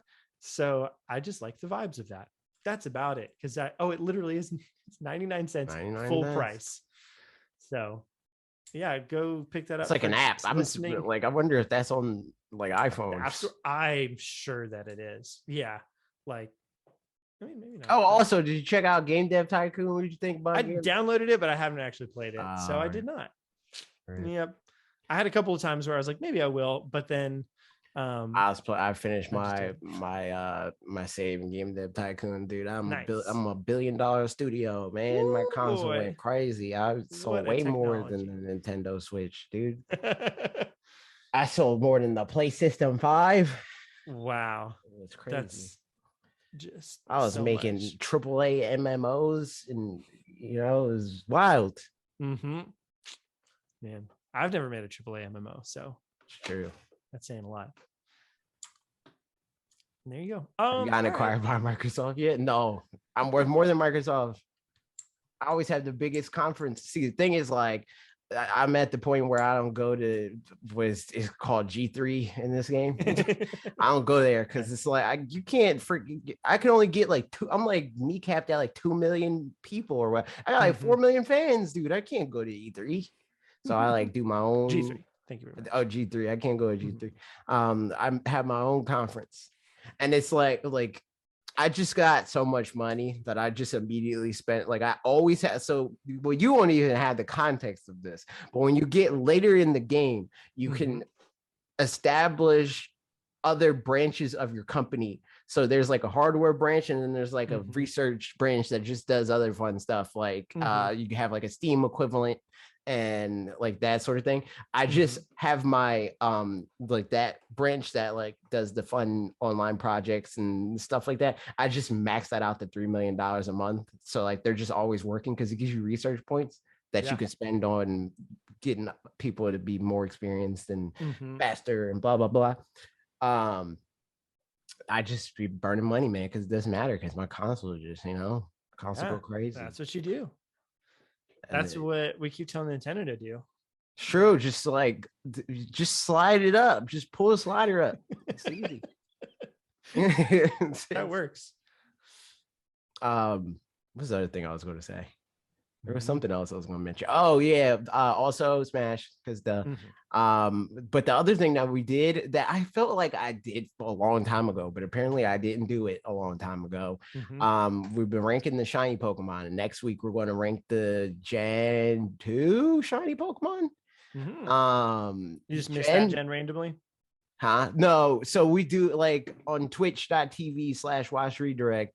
Yeah. You can redeem channel points to like decide a tier list that we'll do in the future, and that's usually like the first half of the stream. Sometimes it's the whole stream depending on what the tier list is, but you gotta have like a very good idea for it to be like this stream. This is going to take 4 hours to make, but Yeah. we'll do it because it's a good idea. But yeah, so I think Lee redeemed Gen 4 shinies, which he doesn't have to do that. He's literally on the stream, he could just do it, but it was like whatever, I did channel points. And we did Gen 4 shinies are terrible, but they're like, I mean, granted we didn't do Gen 1 and 2, so I might be wrong, but in my head I feel like Gen 1 and 2 shinies are worse. Because like the thing about Gen 4 shinies is a lot of the shinies are like indistinct. Like it's like this might be shiny. I don't know. Like it's the type of shiny that like we had a category that's literally would have to Google. It's like if I run into this Pokemon and I miss the initial like sparkle, it's like, is this shiny? And then you Google it and it's like, oh, okay, yeah, this is shiny. I'll catch it. There's like a lot of those in this generation. There's so many. But the thing about Gen 1 is like there's a lot of shinies that are bad because they're like, oh, we'll just make it green. Like Dragonite looks pretty good. It's a good looking Pokemon. Let's make them green. It's like that sort of stuff. In Gen 1. So I feel like there's like more offensive shinies in Gen 1 and Gen 2 because they just defaulted to green so much. And green only works sometimes. Like you gotta do green right. And if you don't, it looks terrible. And there's a lot of Pokemon. Yeah, shiny Chansey looks pretty disgusting. Shiny Espeon, also green. Yeah. Yep. And that's the thing. Like, so we had like the S tier was like, I don't know, I guess it was great. And then A tier was good, and then B tier is decent, and then C tier is something. I don't remember what all the tiers were, but we had a tier that was like, this shiny is bad, like this is a bad shiny, and that's the bottom tier. And then the above that isn't like, it's bad, it's not bad, but I wouldn't be able to tell that it's a shiny. So there was really just two modes of like, either you are good, you are like not distinct enough, or you're bad. The only real like variance there was like, if you're a good enough shiny, then like either you're decent, you're good, or you're great. So that's how we did that. And it's on my Twitter, but like you would have to dig for it at this point to find it. Especially after today and yesterday. Yep. I feel bad about blowing people up kind of, but it's not forever, so it's not a huge deal. Yes, sorry. Gen 1 was just some sort of numerical shift in the color hex code. That's why they decided on green, or landed on green. It was cringe. And now we're stuck with it, which is dumb because like they changed Charizard, changed the other shinies. And Charizard's initial shiny wasn't even bad. It's just better now. Yeah, that is weird. It's very weird. Yeah, so there you go. Good stuff. That's the games we've been playing. Moving on. I was gonna put comments from my YouTube video and stuff, but 99 point all of them percent of them really like the rebrand. Yeah, that kind of stuff. This is a good video. I will say there were a lot of comments that were like, man, I didn't even know that this was possible at all, or like, I've been playing the game a bunch and I didn't realize that kind of a thing. Mission accomplished.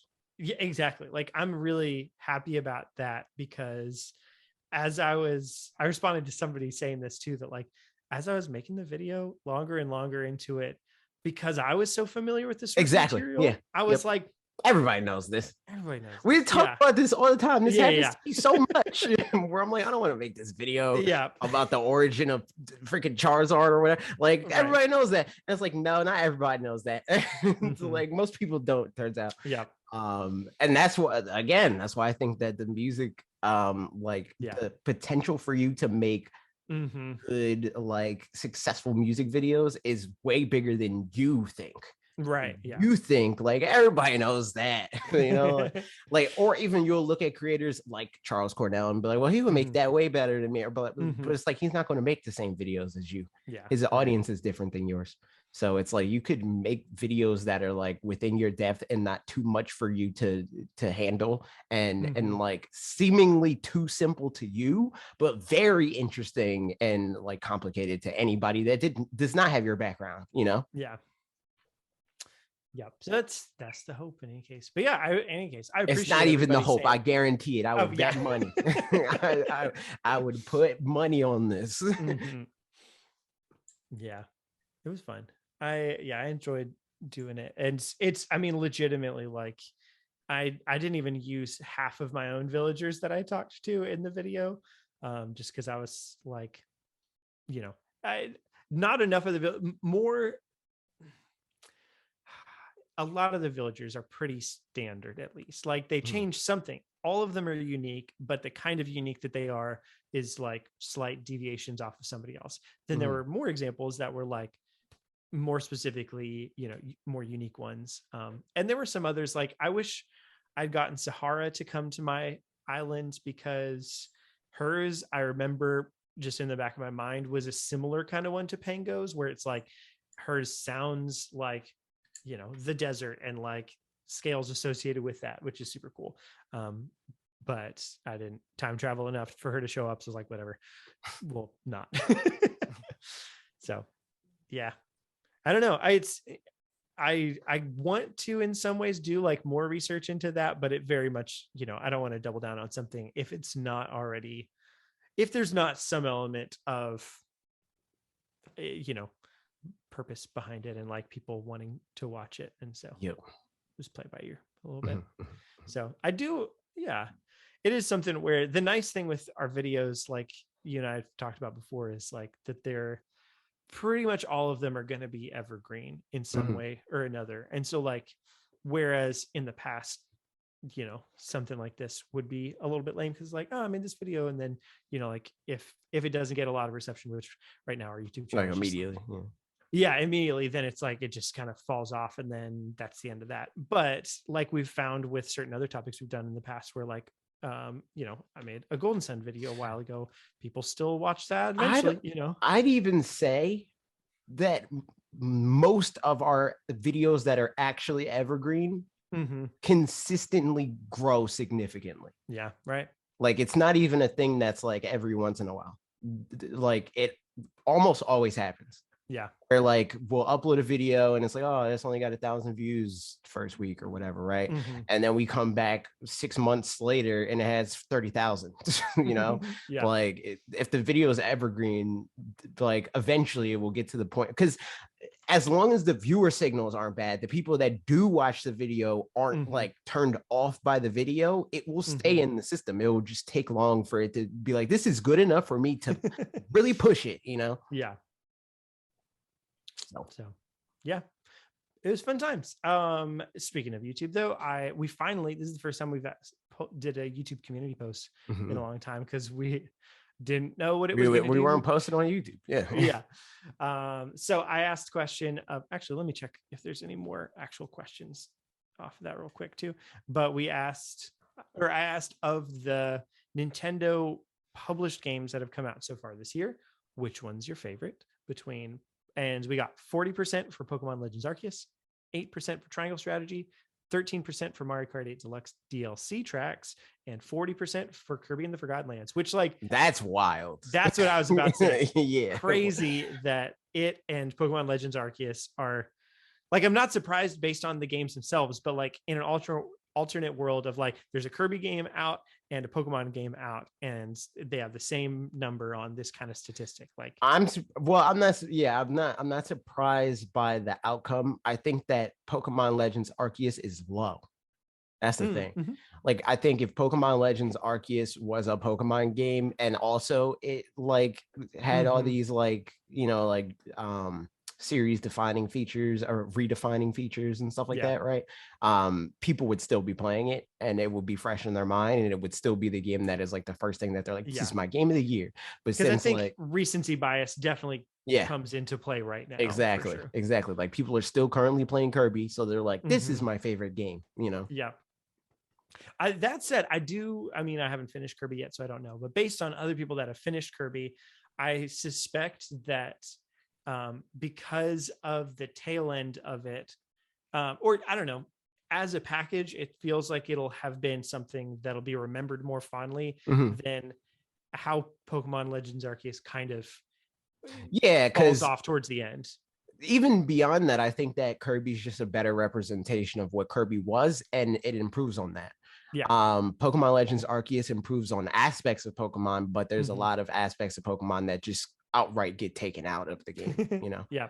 Or some things where it's like, I felt the same about Pokemon Sword and Shield's post game, but that it was like, literally there's parts of the game that are taken out. Yeah. Like there are parts that they didn't invest as much in. It's just the fact that like Legends Arceus, the thing that they took out is the thing that like is the reason why people are still playing Sword and Shield. Like 3 years later, there's still people that are playing the game. Yep. What's, as an aside, what are your thoughts on agile and strong style? And I think it's done sloppily. Like I don't want to, if it's done the same way that they do it in Arceus, I don't want it to come back. Yeah. If they tinker with it, cool. But this is not the answer to changing the battle system. I took a video thing on my Switch when I was doing the like post game final boss ish kind of fight, where I did an agile move and it showed that I had two. I mean, this had happened multiple times before, but I got a video of it. It's because the other Pokemon also has that on their end. Like it is designed like a multiplayer game. Right. It's like you have a stack and then they also have a stack. So they're able to be like, oh, well, you did this one and you're going to go ahead of me unless I do this. So I'm going to do this. But the tricky thing is like, so if it's my turn and I can see like, oh, I can do an agile move and then do another move after that. So I get two in a row. Right. Then in this case, it interrupted my two in a rows. And like I did one and then they moved anyway. And I was like, that doesn't feel right. Because on the flip side, if they do an agile move, I don't get an opportunity to be like, you want to throw in an agile move real quick? Yep. It doesn't ask me that. So like, it's cheating a little bit. But yeah, I mean, it's balanced for the game itself. It's not balanced for multiplayer stuff, which, sometimes in regular RPGs, some cheap moves happen anyway, like that's just like especially with bosses, like that just happens where there's just some bosses that like shouldn't get to do some things that they do, but like, yeah, they can just full heal, or I mean, full restore in this case, but completely heal themselves and basically start from ground zero again. You're like, what? Yep. But some Pokemon have abilities. That's true. And some in Legends Arceus they have abilities? Yeah. Yep. Like Regigigas has slow. That's what I was gonna say. Regigigas. That's the only one that I remembered or ran into. There's other ones, but I can't remember off the top of my head. I think it is mostly like the legendaries. Yeah. But there's other ones for sure. Yep. Interesting. We had one comment from YouTube community. Let64 said, only April, and we've already had 2 great games for the Switch. I've been loving Kirby along with my wife and oldest kid, but I have to give it to Pokemon, which in my view has the biggest impact on the future of its franchise. As for a question, what less popular Nintendo IP? Well, any thoughts on that first bit? I agree. Yeah, I agree. I think Kirby is very cool. But currently Pokemon is still my game of the year, even though I have a lot of gripes with it. I think it's mostly like the gripes don't matter as much because I expected them. Like I came into the game knowing what the game was. Yeah. For me, I think the edge goes to Kirby as it stands. We'll see when it comes down to it and when it's all said and done. But yeah, I'm just really enjoying it. So I don't know. It's neat, but yeah, it's hard to say too, because like recency bias and like the peak of Arceus just wasn't I don't think is the thing that's resonating the most in my mind, because it had a very high because peak, you and had it was just the really fun to fall play. off. Yeah, right, exactly. So that. As for your question, what less popular Nintendo IP do you think we're most likely to get new release for during the Switch's lifetime? Also, it was great seeing the relaunch. Looking forward to what you've got ahead. Thanks. Appreciate it. Appreciate the question too. Most likely. Yeah, I was gonna say. Likely is always tough. I mean, if we're talking about like just I have an answer, I think. But yeah, if we're talking just based off of like history and like that sort of thing, Star Fox. That's exactly what I was gonna say. Yeah, Star Fox, because Star Fox hasn't really like Star Fox. I don't think Star Fox missed a console. I don't think except so. for Wii. There was no Star Fox game on Wii. But we even got that, it didn't miss a generation. We got one on DS anyway. Yeah, so Star Fox. They obviously I bet with Star Fox on the Wii, it was that they wanted a way to do motion controls and on-rail shooter and didn't know how to do the two together, but they knew the Wii U was coming in the back of their minds at some point during the process. So they're like, well, hold off. We'll do it on the Wii U and it'll be so cool. The best game there's ever been. Yeah. No, I definitely agree for Star Fox. I mean, arguably, we kind of got the what was it called? Battle for Atlas, Starship Battle for Atlas. Oh yeah, true, but that's not. And that had Star Fox. Yeah, exactly. That doesn't. That's not a Star Fox. Like the game isn't a Star Fox game. It literally is that cringy comment that's like, "You know, Star Fox game with Star Fox." It literally is that though. Like it's like a different franchise that just so happens to have Star Fox in it. Yeah. And not even like fully. I mean, it was intentional by the time it happened, obviously, but like it was that the team came to Reggie and came to Nintendo and was like, you want to go? You guys want to go in this game? Star Fox. And they're like, can we Fortnite this and put Star Fox in the game? Yeah, like it's basically that. Yeah. I think you're right. And I was thinking the same thing, obviously. So, Star Fox.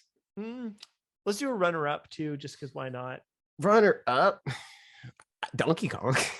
Oh yeah, because we didn't get a new release on Switch. I was about to call Switch Wii U. I'm sorry, Switch. Yeah, Donkey Kong. Yeah, that works. That works indeed. Good stuff. All right. Likely is boring though. I feel like Likely is super boring. Yeah, but it is interesting just because it is pretty different from the way we usually think about it. Yeah. Because we usually think about it like that, because Likely is usually boring. Because it's like if you think about like, oh, what they have done and blah blah, and like also it's like it's hard to like believe in that, like believe in the whole Likely thing, because like it's always what they have done until they don't do it anymore. I mean, if we were in the Wii generation, we would have said Star Fox is very like it's super likely we're gonna get exactly. Yeah. Also, I'm like poisoned or like burned by the YouTube comment, the negative ones of like this is unlikely, like they would never make this, and then 4 months later they made it. So I was like, it's true. All right, Twitter questions. Falcon said, not a question, just a congratulations and best luck to you. I'm so very proud. I've been part of the FanatixFour now redirect community for what seems like the better part of 6 years now, and I'm so proud of all the growth that's taken place since then. The future is looking brighter than ever, and I can't wait to see where we go next. That's a fact. Thanks, Falcon. I appreciate that. Yeah. Falcon, I mean, is like I think back to the first Directly to You podcasts, and the comments that were pulled were like, at least one Falcon comment per episode. Yeah. Oftentimes more. Yeah. Yep. Good times. Yep. Falcon is like, especially when I think like over the whole scope of what, like when we like working on a channel and stuff, the like recognizable name that has been here the longest, like for sure, like by a long shot, because I think most of the like recognizable names were like either they came from like that came from that initial like 2018 Switch video, or they came from like after Bob blew up. Right. But Falcon came from, I think, TGN. I think he saw me on TGN. Oh, interesting. Okay. And then he subscribed from there. And that was super early because like we got on TGN like within the first 2-3 months of launching the channel. Yeah. So he was like around before, like the thing is like it's hard for me to like really say how long I've been like since pretty much the year I started YouTube, I've made enough money on YouTube to work like it as my job or whatever, right? But I haven't like worked full time on FanatixFour for as long, you know, because like FanatixFour was like, it would be sporadic. It would be a video every once in a while when it was me and Logan. Because like I don't know, it was hard for me to like feel motivated to make a video when the other half of the channel was slacking on the channel. But then I just got to a point where I was like, forget it, I'll do it. And then I did it. And then we had that initial boon. And then, you know, it was all history from there. Yeah. And hopefully we can do even better. A new history. I don't know. True. Much better one, hopefully. Yeah. Well, it's already better. Yeah. That's the thing. Yeah. It's been I mean, better it's, for a you while. know, I think worst case scenario at this point is that we make content or we make videos that we're excited about and we're proud of, which is great. And there's like, and that's possible because of a dedicated like Patreon. And I think like that's is already there. And like, I think that is the most attainable, like easy to plot out like end goal for us is growing Patreon. Like even if like our like peak is like we get to like 60,000 subs or whatever, and 1,000 of those are patrons, that's fine. You know, like, I don't really we're care making about videos that. for 1,000 people specifically that like we know we'll watch what you guys want out of, you know, and like what's exciting for you guys. And like, if again, like AJ said, if at some point we start to deviate from that or whatever, then, you know, y'all can let us know and we can keep doing that. And it's just like, you know, then it's a big old family. Right. And it is important to say that like it will be easier to like grow outside of just like the pure like numbers of like viewership and stuff like that, but like the more that we grow one thing, it's easier to grow other things through other means. So like the end goal for us is we want to be more dependent on like our audience that we can answer to rather than the algorithm. We don't want to like wholly feel like, or want people to wholly feel like we are relying on them for that, right? As we grow that, we'll be able to get sponsorships, which will lighten the load on that, and then we'll be able to like grow through that too, you know. So like that's why it's like hard to like put a number on stuff like you going full time, because it could be like the Patreon number could be way lower than what we would put on the screen, because by that time, if we're getting, you know, like $5,000 a month or whatever on Patreon, we're able to go to a brand and say, yo, well, we have X amount of views, but we have, you know, like active viewers that, you know, have disposable income or whatever. So that's another thing that is important to note. Yeah. Fun times. So yeah, future's looking great.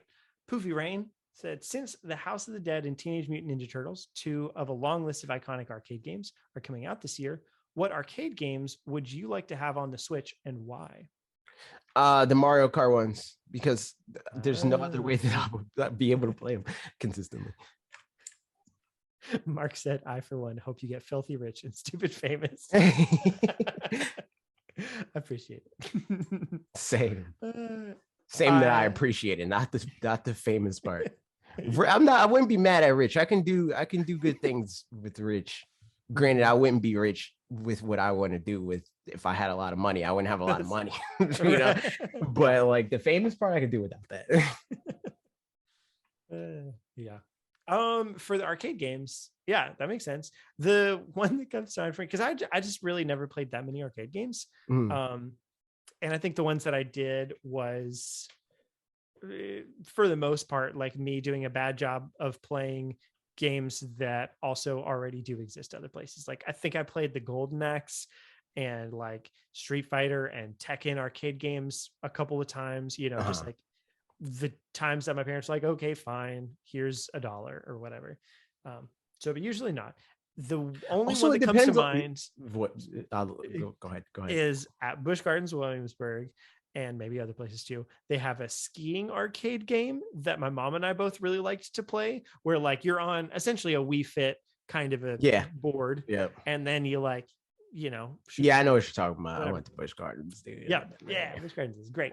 So like that kind of a thing. I don't know what that would be like. That's what I was going to say. Like a lot of the like arcade games that I would want that are like distinctly arcade games couldn't really work the same on Switch. Like the dinosaur arcade game. Like that's fun because it's an arcade game and you have the peripheral. But like, would it be fun on Switch? I don't know. Yeah. Definitely not House with like quote unquote panning out particularly well anyway. So like that type of stuff is like, it's weird because it's like, to me, that's what, like, to go back to we mentioned Star Fox with Star Fox Zero. Like there's so many people that hate that game, but I love that game because it feels like an arcade game. Like that's the way I look at it. I don't like, ironically, a lot of people look at that game like they would look at like a fighting game, right? Where it's like, I can't have optimal performance with this game. The gamepad doesn't give me a one-to-one, view of what my reticle would be. You know, it's like, to me, that's just a part of it that makes it arcadey and like dumb fun. That's the type of stuff that I think would be missing if they put an arcade game on the Switch, and it's like hit or miss. Dino Crisis. I mean, they could, I guess, release peripherals and stuff for some of these things, but what they shouldn't probably if they want to keep, make money and stuff. So, I don't know. Yeah, that's a good question. I feel like if I played more arcade games, I'd have better answers, but I don't have better answers, unfortunately. I know some people would probably say the Simpsons arcade game, and I love the Simpsons, and I've never played the arcade game. So sure, we'll say, is that Simpsons Hit and Run? I think. Yeah. Yes. Well, Simpsons Hit and Run is the like Grand Theft Auto call. Arcade, is that also an arcade? I don't know if it's an arcade. Simpsons. Maybe there's just one called Simpsons Arcade Game. Yep. Looks like that's different. I don't know. Yeah. Is that? Yeah. Hit and Run was definitely on PlayStation 2. I don't know if it was on. I feel like it might have been on like GameCube and Xbox also. Gotcha. Sure. Yeah. The arcade game is from 1991 and it's just a beat 'em up. I don't really like beat 'em ups that much, if I'm being honest. So I could do it. Damn, YouTube drama. That's how we grow. Every time. Yeah, you gotta like think about it. Well, there you have it. All right. Questions from Discord. First up, Dirk Marcos. So many great games coming and have come out this year, but I can only afford to buy so many. Plus, some great DLC has come out and is coming out soon as well. What should I buy? What should I save for? Depends on what you like. Well, what should you buy? Like, you mean like specifically game, like buy/save for, in terms of like what should you buy now and what should you save for that's coming out soon? Or what do we know of that is currently out that you should buy? You know what I mean? Is the question that I'm asking making sense? I guess I'll answer in a broad way that could apply to kind of whatever. Kirby's really good, so that's fun. Legends Arceus was also really good. So those are ones that I would say that, like, if you're most people, you'll enjoy those games. Like, I mean, general rule of thumb is like first party stuff that should be closer to your like definitely buy this because you're probably not going to like benefit from waiting. Yeah, you're not going to benefit from waiting. But like third party stuff, I would say save for that, because there could be a chance that like you'll be able to buy it sooner than you think in terms of like the amount of money that it costs. It's true. Yeah. There's some game that's coming out soon, I feel like, that in the back of my mind I was like, yeah, I could get that. I could just wait for it to become like $5. I don't remember what it was, but like just that kind of thing happens in general. So maybe for next week, or just like in Discord or whatever, if you want, give some specific examples of ones that you're interested in, and we'll give you our thoughts. Or if we haven't played some of those and can give thoughts, we can crowdsource those as well. From also, it'll be easy. Let us know what are your like top 5 favorite games. That's the easiest way to like say like, okay, like I mean like games that you have played. It could be all time, like top 5 favorite games, and then give us the games that you're thinking about buying. And then we'll be able to better help with that, I think. Because that's something in general I like doing is, I've got friends that ask about that kind of stuff. I'm like, yeah, maybe don't buy that one. Or like, you'd be surprised, but you'd really like blah, blah, blah. Yeah, I like doing that, but it's like, for me, it's like a way more like personal thing. Like I get way more value out of being like, yo, I bet Parker would like X game. This is a Parker game. And then I'm like, yo, you should play this game. And then you play the game and you're like, oh, this game is great. And I'm like, I knew it. Or like Bob with Celeste. I'm like, yo, this is a Bob game, 1000%. And Bob's like, oh, play a game. And I was like, you're an idiot. And then he played the game. He was like, oh, this game of the year. And I was like, see? Yep. That's how it goes. And just said Mario 64. Yes. You don't gotta buy that one. It's free. I mean, well, you gotta buy the service. Pay money and then play it for free. Well, find people on Discord that's true. that have it. Yep. Have the service. Indeed. All of my slots are now taken. One of which is by a member of the community. So that's fun. I think most of my slots are taken by people in the community in one way or another. But it's like crossover of like people in the community, but like a lot of them are like in the community and have like become my friends, like my friends, or it's like my friends, or my niece is one person that is also on my account. Yeah, that makes sense. Next comment, Alec is Baking said, my only remark on the rebrand is that I think it's a great way to rejuvenate and revitalize the channel. Truly remarkable all around. Some of those don't work. Some of the like rejuvenate, that doesn't work, because juvenate's not a word, is it? We're gonna look it up. Juvenate. The first thing that comes up is RuneScape. So I feel like it's not a word. It's pronounced like juvenates for that. Because if it is a word, the first thing that will pop up would be the definition, I think, unless it's like 100%. A brand. Right. Yeah.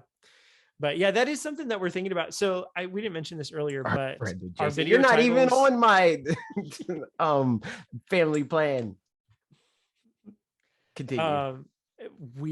So most of our titles, at least is ideally all of them, but at least most of them with a caveat of, I don't know, we can decide to change that rule at some point if we really need to. We'll have a title that starts out like rethinking blah blah blah, or reinventing blah blah blah, or whatever. And so we have a couple, like, we don't want to just have a million different words there, but we will have probably like 3 or 4 things that we can like go back to multiple times and you'll immediately know what it means, even if that thing is like, you gotta like think like, is it the literal meaning or is it the second meaning, like that sort of thing. Like that would be the only real like carrot on the stick in terms of like, oh, there's mystery. I gotta click in to know what the point of the video is or whatever. But for the most part, it'll be stuff that like rethinking is like what will be like the what our videos were branded as before, action points. It will be like that equivalent of like, it will fit most things. And like honestly, Parker's video could have in some ways been that, but I think that there's a lot of value in separating that. Like, this is a video that is specifically based in like music theory and that sort of stuff.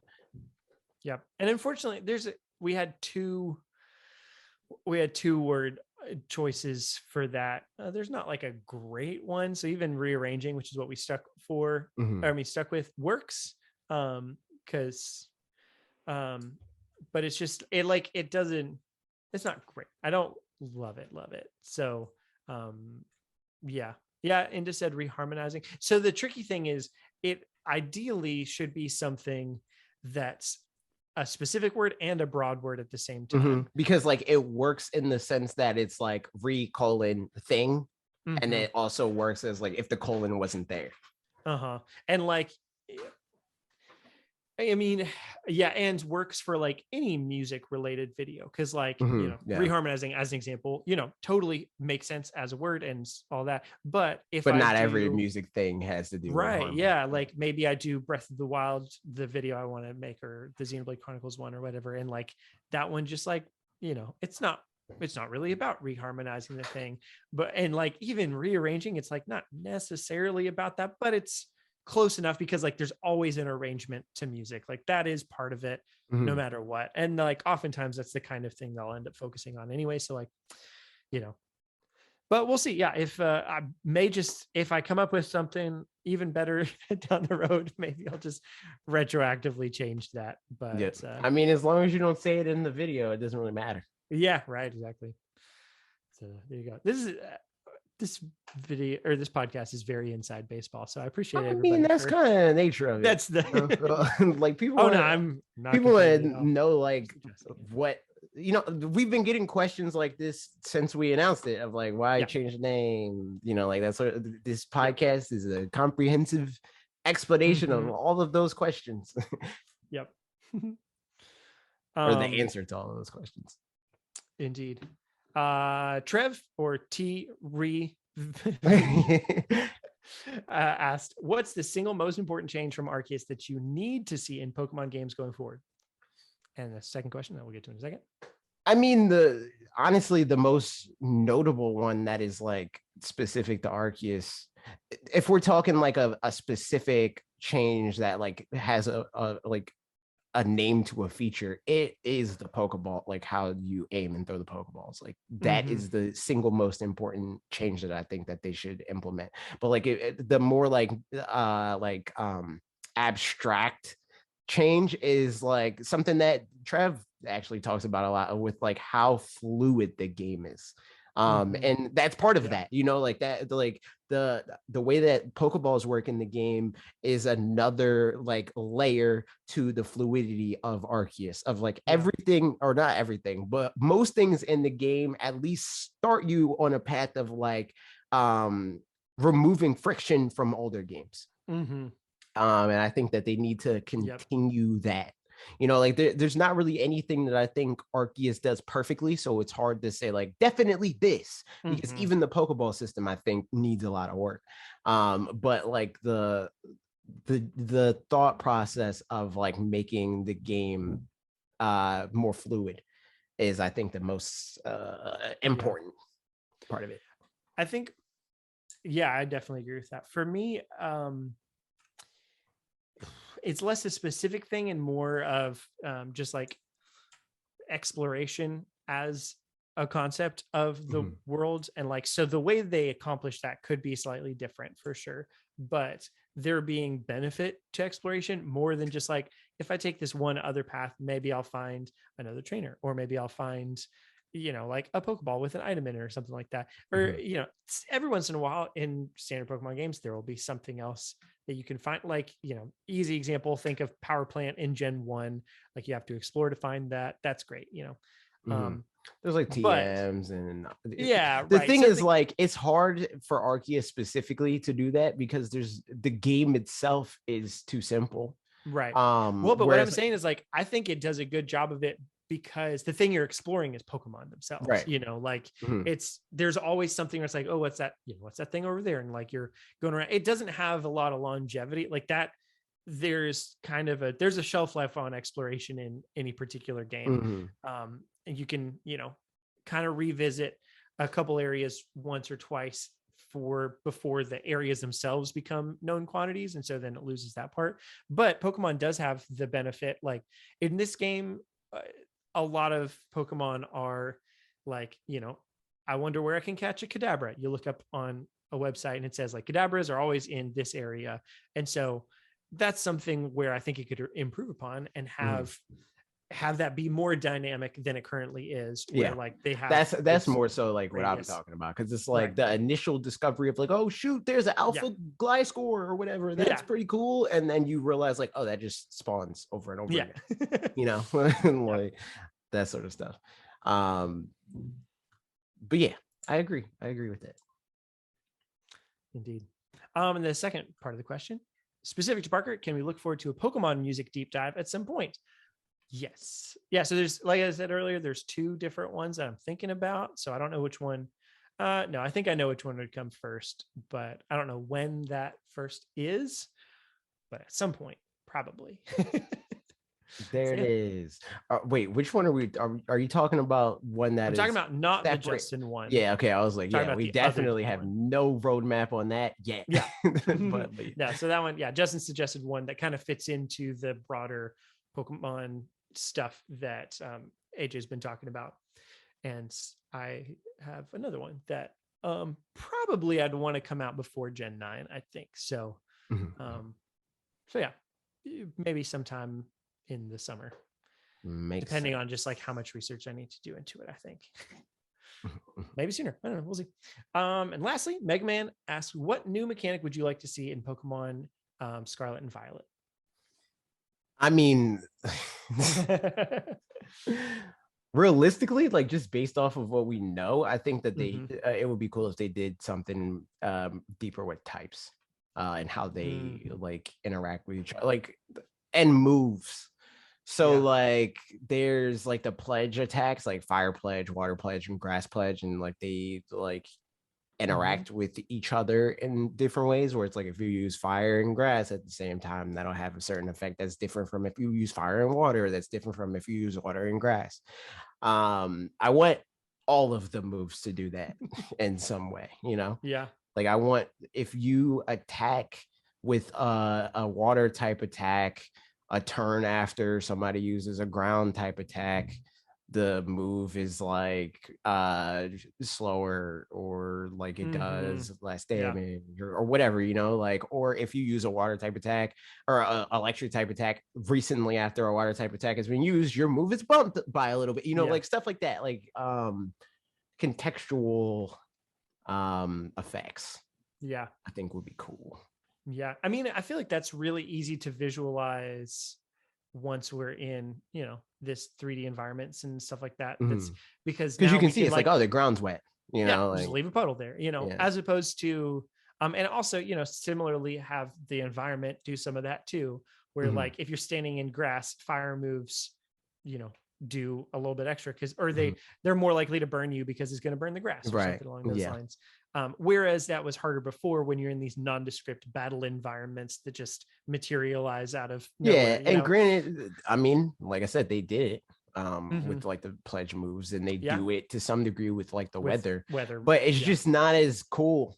If it's like the only way that is if you're like a super Pokemon nerd, so like, oh well, this increases it by 15% in like that type of crap, or after getting hit by it so many times, it's like, oh my god, does it, because it doesn't tell you, like, I mean, when it starts raining, it's not going to say like thunder type attacks, so on and so forth, it's not going to explain every, because it like could so easily, I mean, add some kind of, it would get a little bit bloaty pretty quickly, but like in the rainstorm, thunder was extra effective, or like hurricane, I think hurricane can't miss, thunder can't miss, and I think both of those say that in their moves. But there's stuff like rain making water type attacks more effective, and like that. I mean, I think the thing with them being move based too, the problem with that is for the discovery of it is you don't have like, you don't have that Breath of the Wild moment of like, oh shoot, if I hit the grass with the fire, there's because like as a kid, especially, I'm like, I just picked Thundershock, Thunderbolt, Thunder, and I didn't even pick Thunderwave, you know, like whatever, just like, and Slam or something like that. So at that point, you know, you've just really got, you've got a lot of people that are going to completely forego certain moves that could make cool things happen. So it's, if the world can organically do those things, at least to some degree, and then like weather moves can, you know, exacerbate that or like make it happen even more. But make the things happen to where it's reliant upon something that's not just like a deeper choice of yours, but like could be a more haphazard choice. Yeah. Like, that'd be great. I want the games to become more intuitive. And like, even if it's not immediately intuitive, it can become that easier than numbers can. Like, because I was talking about this with Breath of the Wild, and there's like a lot of people that were like, well, I didn't immediately know that like if you eat a hot pepper near cold weather, that it's like, you know, like that might have not, for whatever reason, it's like, oh, this is a video game. Video games don't usually do that. So I'd assume that you can't do that or whatever. But once you know, you're able to know more things like that will happen. You know, like once you understand the laws of the land, it becomes easier to know what you can and can't do. And I want more stuff like that. I don't want to have to learn how to play the game well, not have to, because I already did, but I don't think that is a good idea to design a game around teaching people how to play it through numbers.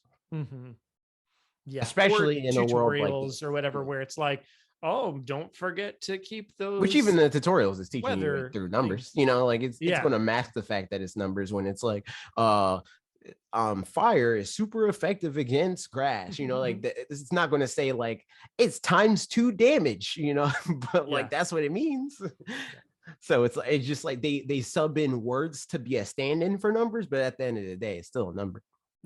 Still a multiplier in their engine. And that's fine, because like you have to do that to code it, but like you don't have to like make that be the way that people learn, you know, like the systems in Breath of the Wild are informed by math, but the way that you interface with them doesn't have to be, because they are intuitive.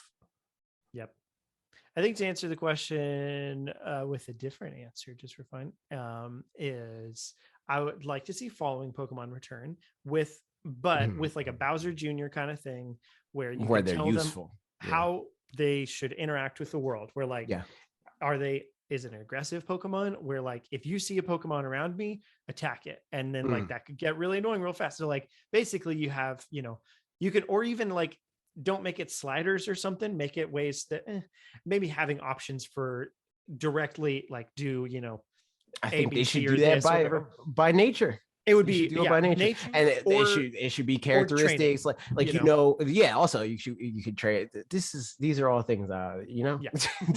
This is why I need to make a series, because this is all stuff that like I've already put a lot of thought into. But like that's a pretty easy thing, or not easy, that's like a pretty straightforward thing that they could do too. And then there's like certain Pokemon that have the characteristic of, you know, like Misty Psyduck would just randomly break out of the Pokeball. Sometimes your Pokemon is just going to break out of the Pokeball, and you're sneaking up on a Pokemon that you want to catch, and it's going to break out of the Pokeball and then attack it. It's like, that's going to be annoying in the moment, but being able to like retell that story is freaking hype, you know? And especially if you can like train your Pokemon not to do that, because then you don't have to deal with it being an annoying random RNG. It's just this like momentary annoyance that became a story, you know? I mean, it's kind of like the horses in Breath of the Wild, where like the better they like you and the better quality they are, the more they follow paths and stuff. Like, it's just, you know, it is annoying when you have a bad horse, but then, you know, as you keep playing the game, you get a better horse and you get it to know you better and stuff. And then it does the things that you want it to do. And then that's like, this is great.